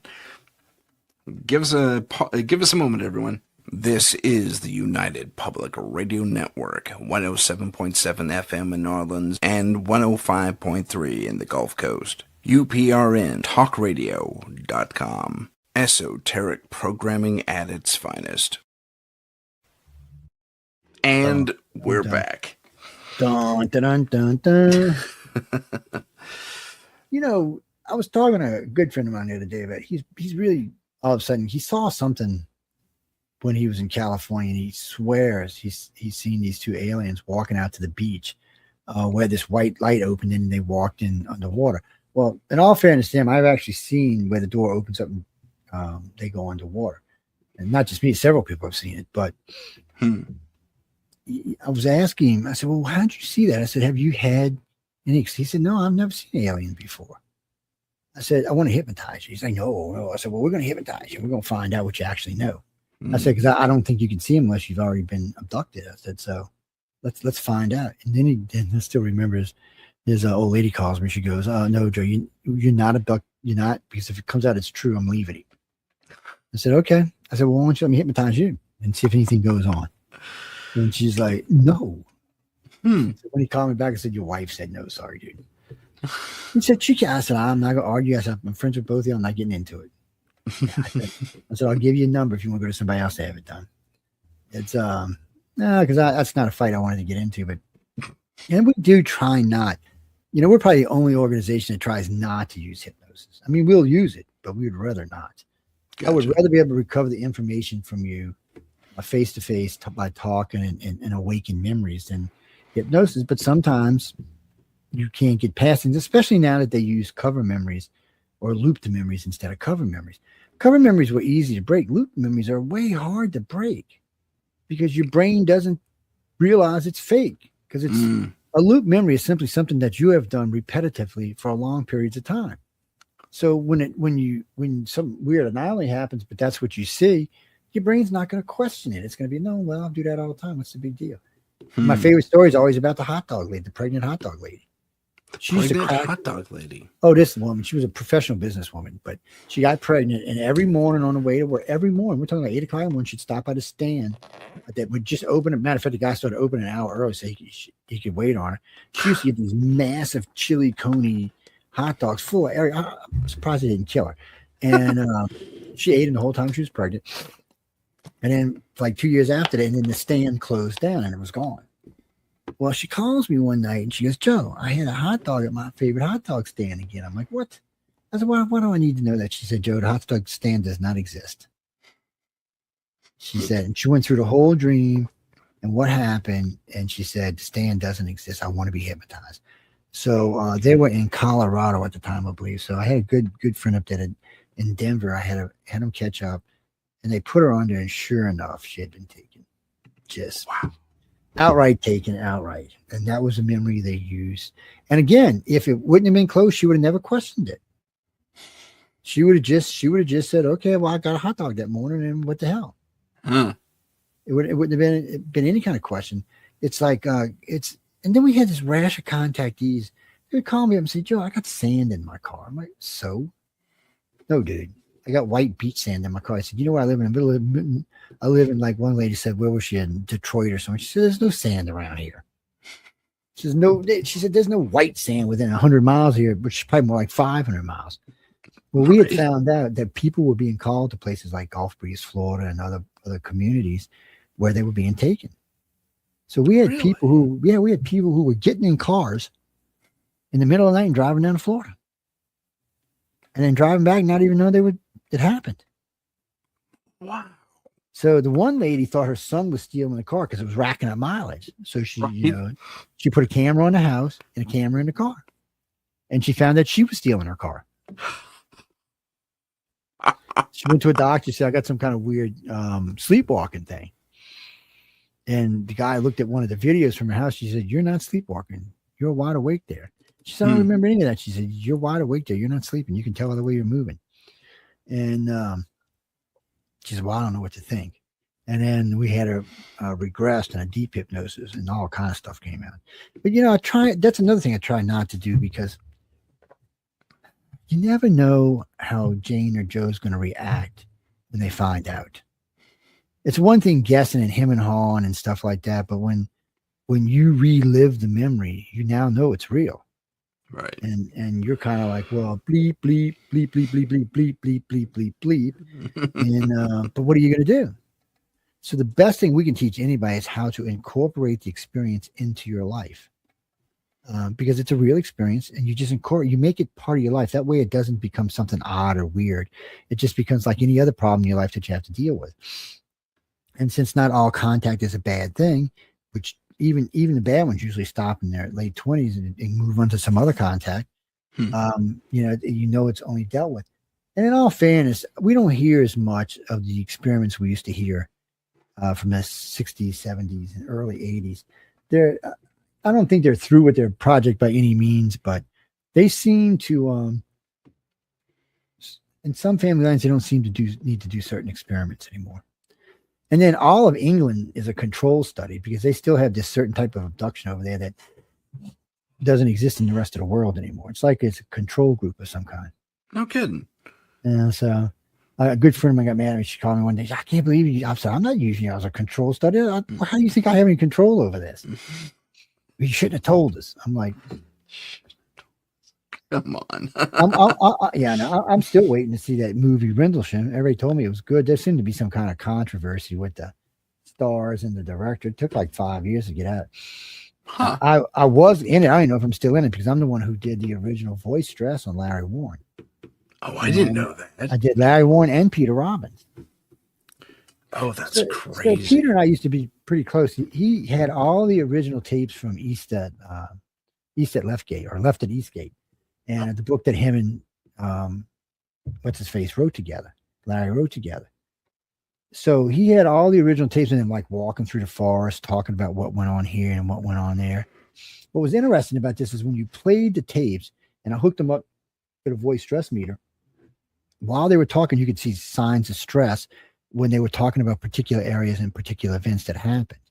So right off the bat, it looked like they were telling the truth. But when I scored the entire test, which took me a couple of hours, it scored out. It was a 91% positive that they were positively telling the truth.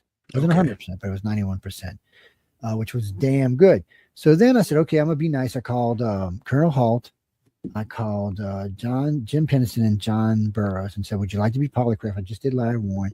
Let me help y'all out to give you more authenticity to your case. All three refused. Okay.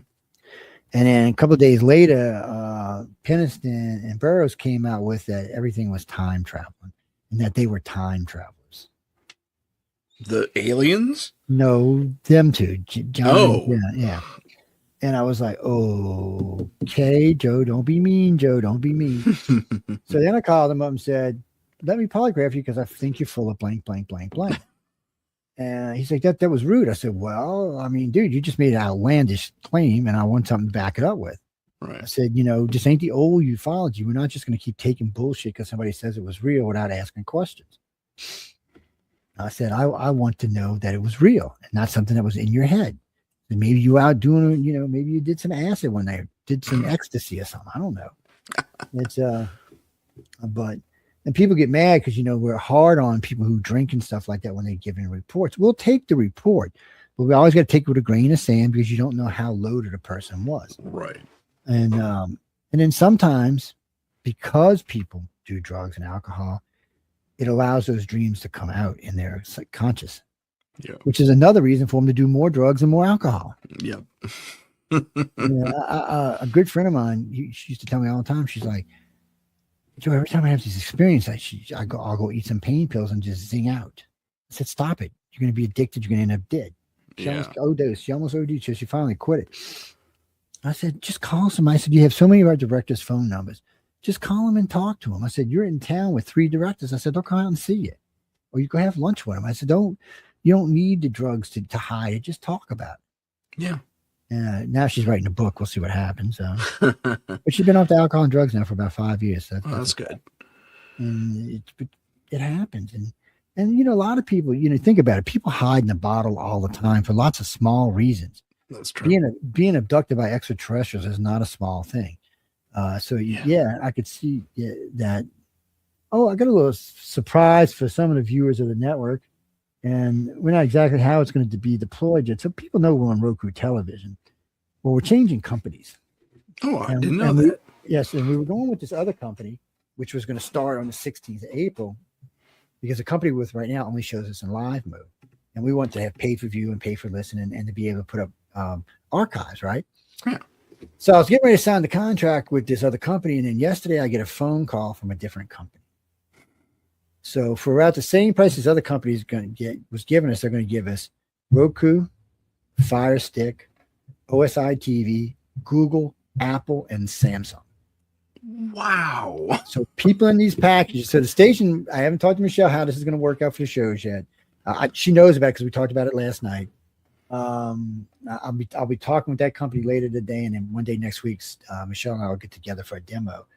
But it's such an interesting package. So we're going to offer to the host something really cheap, probably, but all 6 instead of 1. So probably for you people who are already on Roku paying, you might be paying $10 more than what you're paying.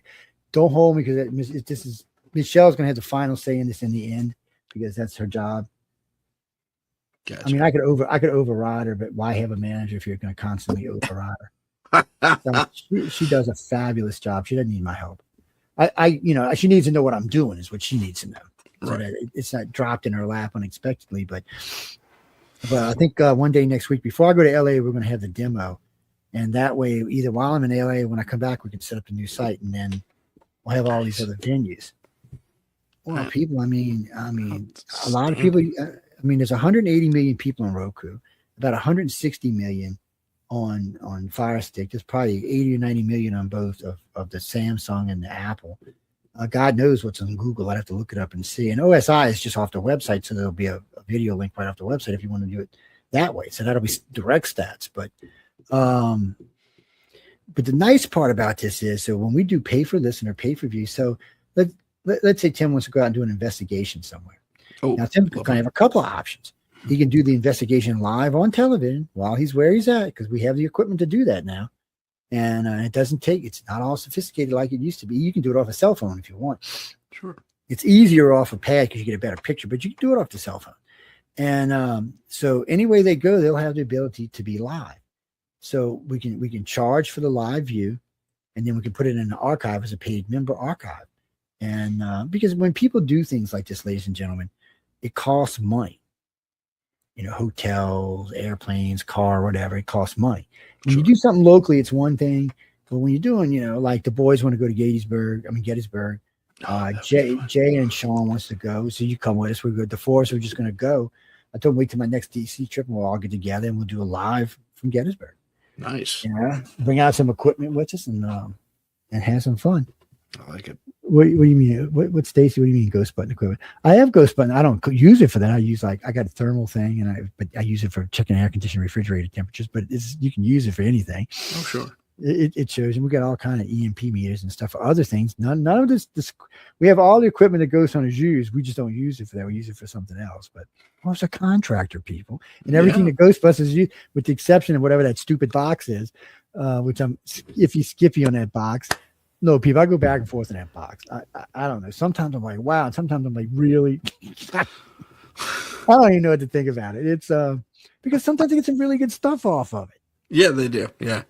And sometimes you're like, okay, somebody's blanking me around here. Yeah. Well, that's the problem. You got to have reputable researchers to know who's what. But those boxes are cool. And then this network, somewhere on one of these computers, has got to be like 1,000 EVPs. So paranormal shows, especially, they'll be doing shows. And if they start doing EVPs, all of a sudden, their next couple of shows will have EVPs in them. Sometimes they hear them on air, sometimes they don't. Sometimes you'll get a report from somebody who's listening to the archive, and they'll send you the section, what is this? What is this? Yeah. And you're listening to it. And then I forgot who it was. One of them was talking. One of our hosts was trying to call something, and you hear it in the background. So you stupid blind, that's not how you do it. That clear. And Kim looks at me. She says, but I'm not even blonde. I said, you look pretty blonde to me. Joe, I'm like, I don't know what to tell you, my friend. And then Stephanie Benetti, who used to host on network, God rest in peace. She passed away not too long ago, but she was a host with me, and she was a manager of the network for about 8 years. When she was with her boyfriend in New York, they were both out of New York. They lived in he lived in Manhattan, she lived in Staten Island, and they were constantly getting EVPs. It was an ongoing thing. There were several shows on it that were constantly. It was a pain in the ass sometimes. And then I get so many of them, and then we have all these people who come on with EVPs. Literally, we have thousands of them. And like I said, some of them are really good. So I ought to make a damn compilation of them. But that's a good idea. Some of them are really good. Some of them not so good. And sometimes I hear people, you'll hear an EVP, and you're like, but then you'll hear somebody say what it is, and then your brain automatically wants to go, that's what it is. Right. But that's not always what it is, people. So think about it. Work it out.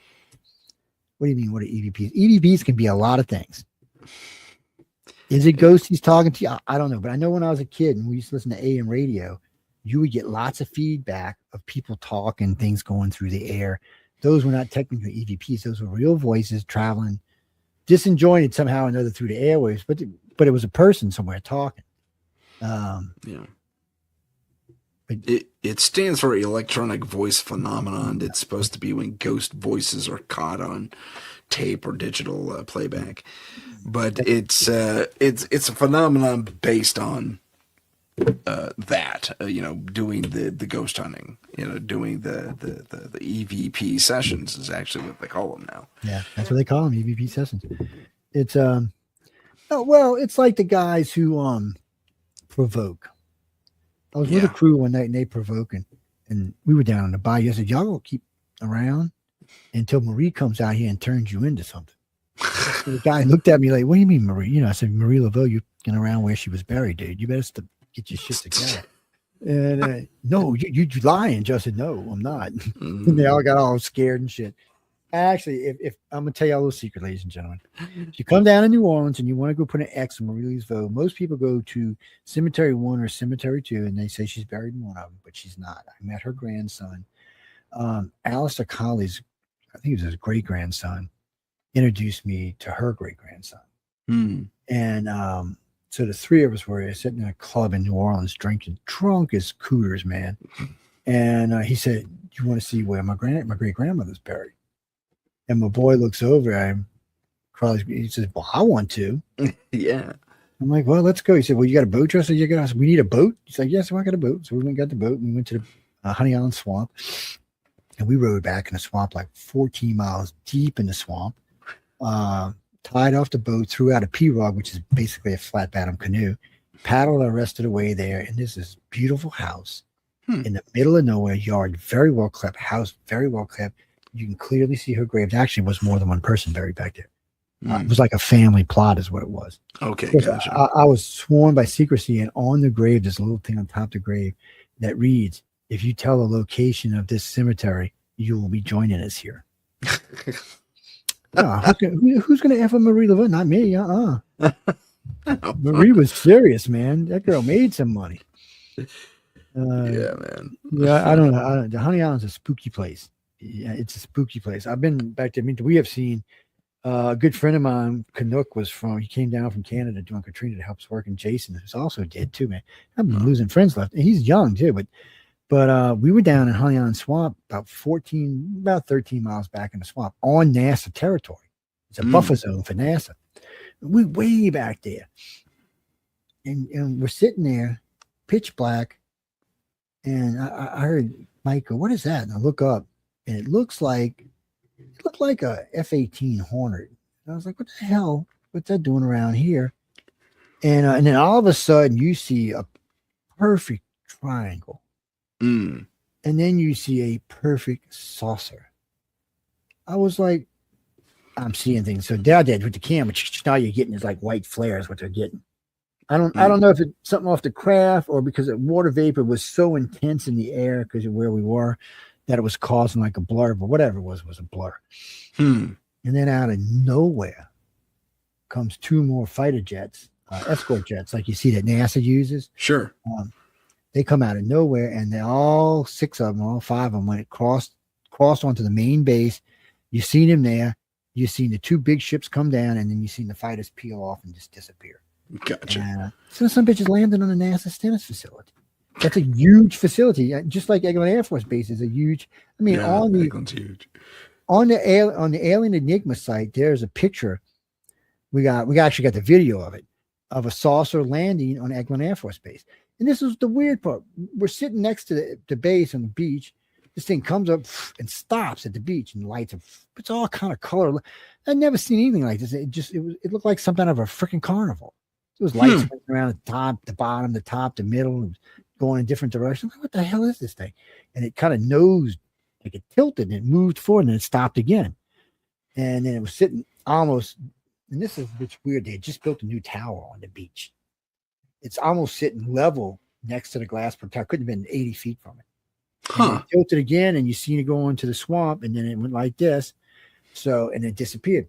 So I tracked it, and I knew where the tower was. So Joe went and got on Google Earth and took a Google shot of the facility and found out. So, being that Eglin is as huge as it is, 884 square miles. Yeah, it's big. It had like 70 runways in it that were just in the middle of nowhere.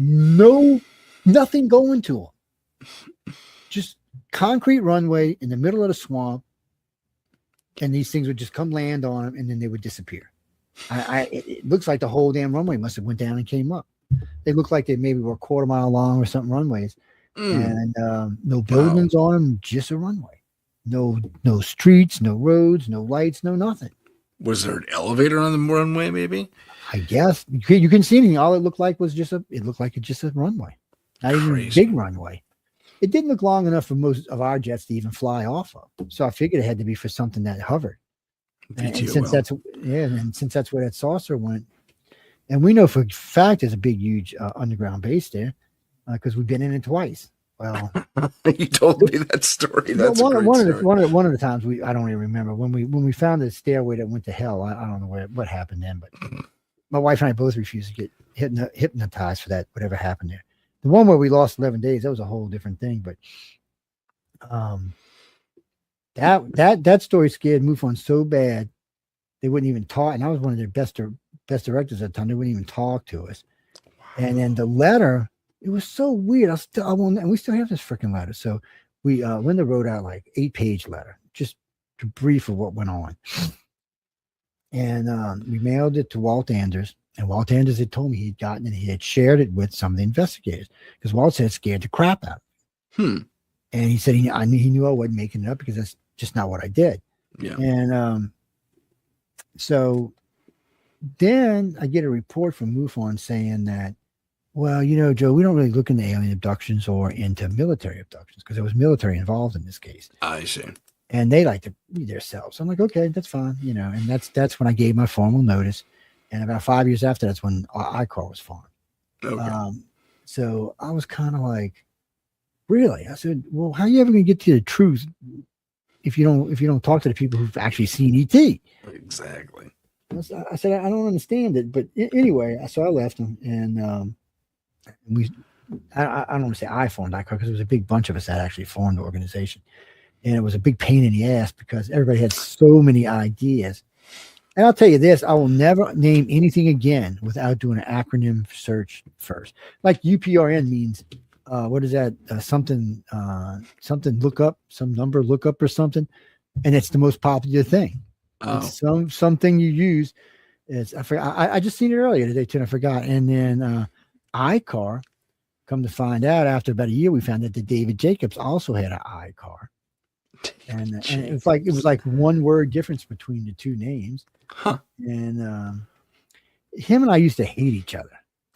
And we were in Laughlin, Nevada, and him and Bud Hopkins were sitting next to each other signing autographs from books.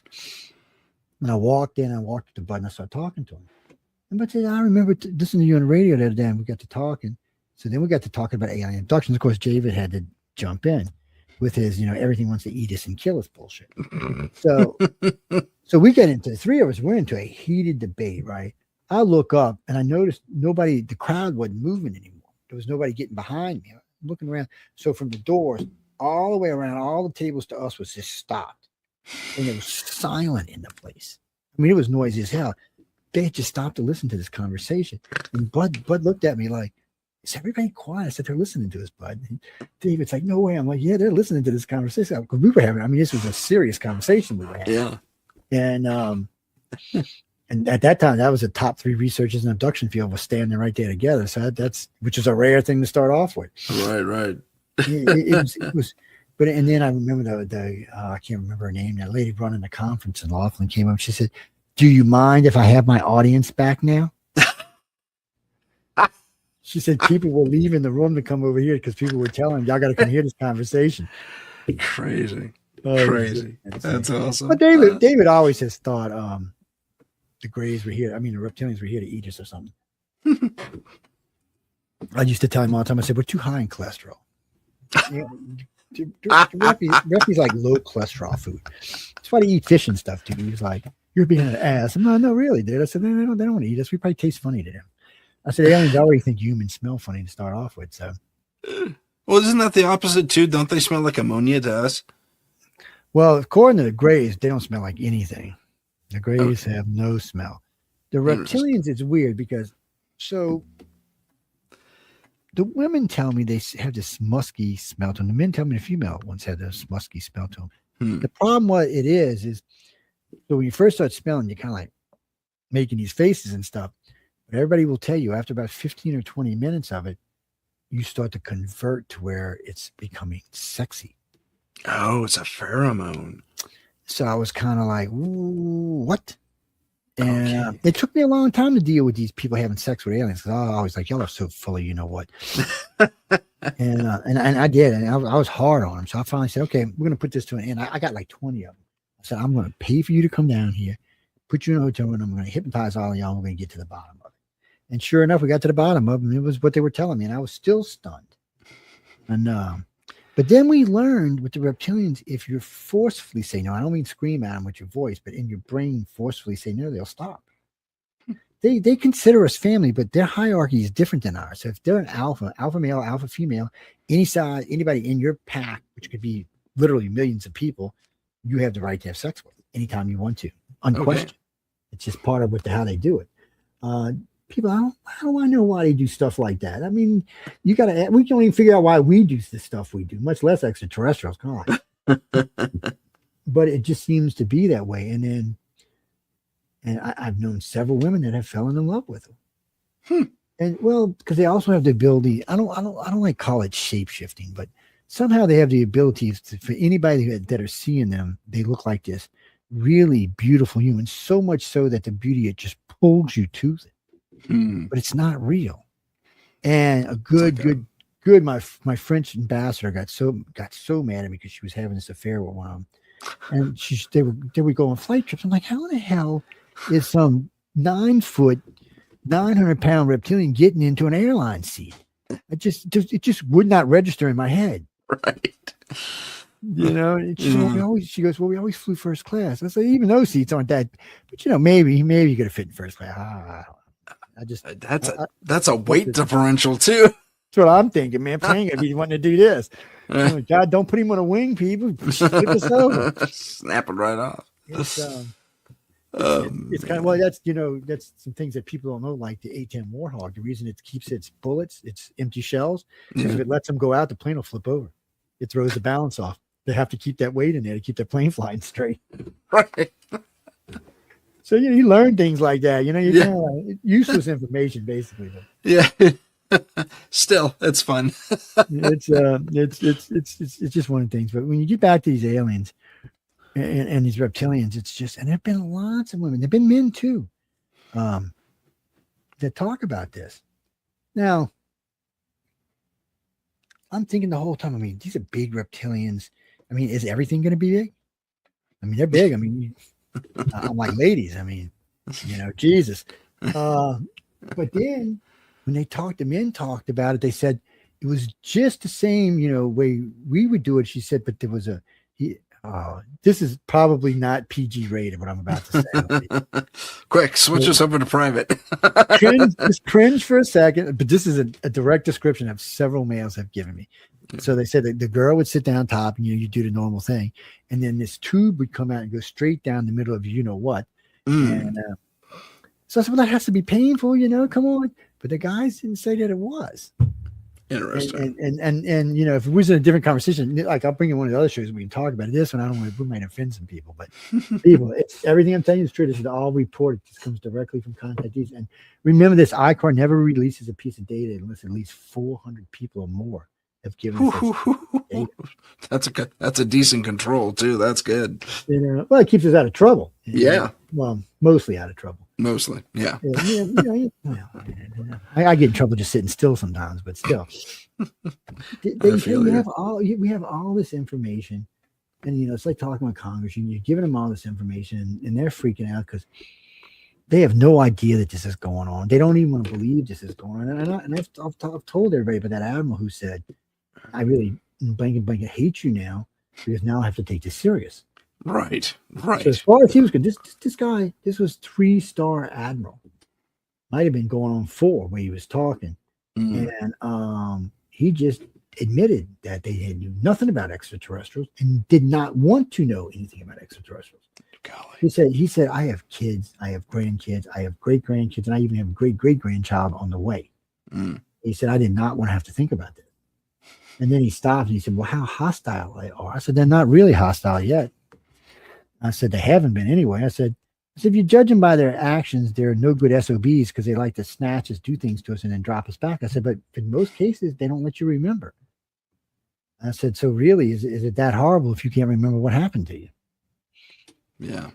It's unfortunate. I said, some abductees, because their brains are curious, it starts manifesting in dreams. And as it manifests in dreams, your active memory starts to take over. You start remembering stuff.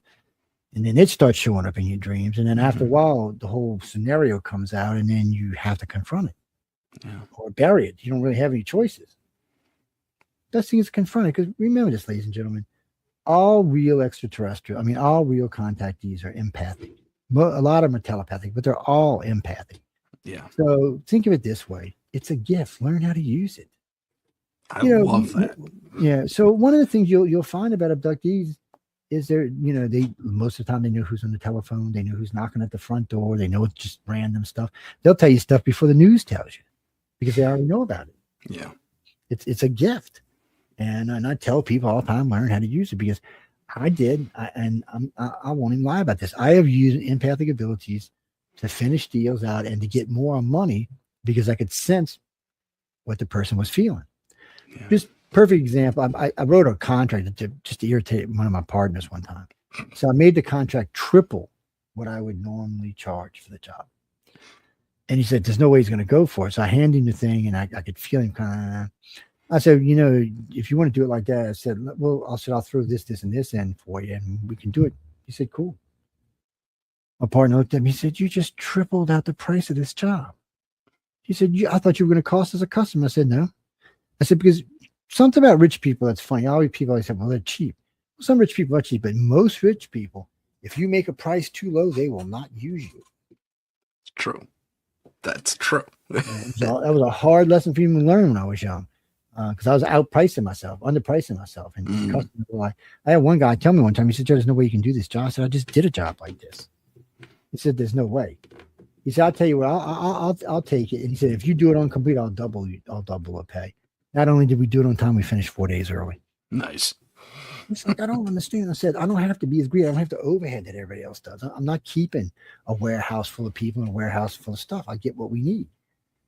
And if we needed things like JLGs, we just rent them. Matter of fact, we rented a JLD for a UFO investigation. Oh, no kidding. Well, they had this place where it was a levee and some trees, and people kept talking about these saucers that were coming out the water, and these big gold balls were dripping off of them. The only time I had personally seen that was in Gulf Breeze, Florida.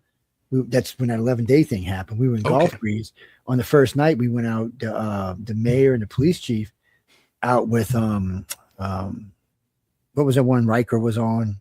Jonathan Franks, Unsolved Mysteries or something like that. Yes, I know what you're talking about. Anyway, they were there in town. They were staying at the same hotel we were. And I had found out they were doing a big investigation out on the fishing pier that night. So we all went out to go see what was going on. Well, there's 500, 600, 700 people out there, along with a lot of local people and news media and stuff like that. And I'm sitting there talking, and I look back behind me to the back bay, and I see this like underwater, this pulsing green light looking thing. I'm like, oh shit.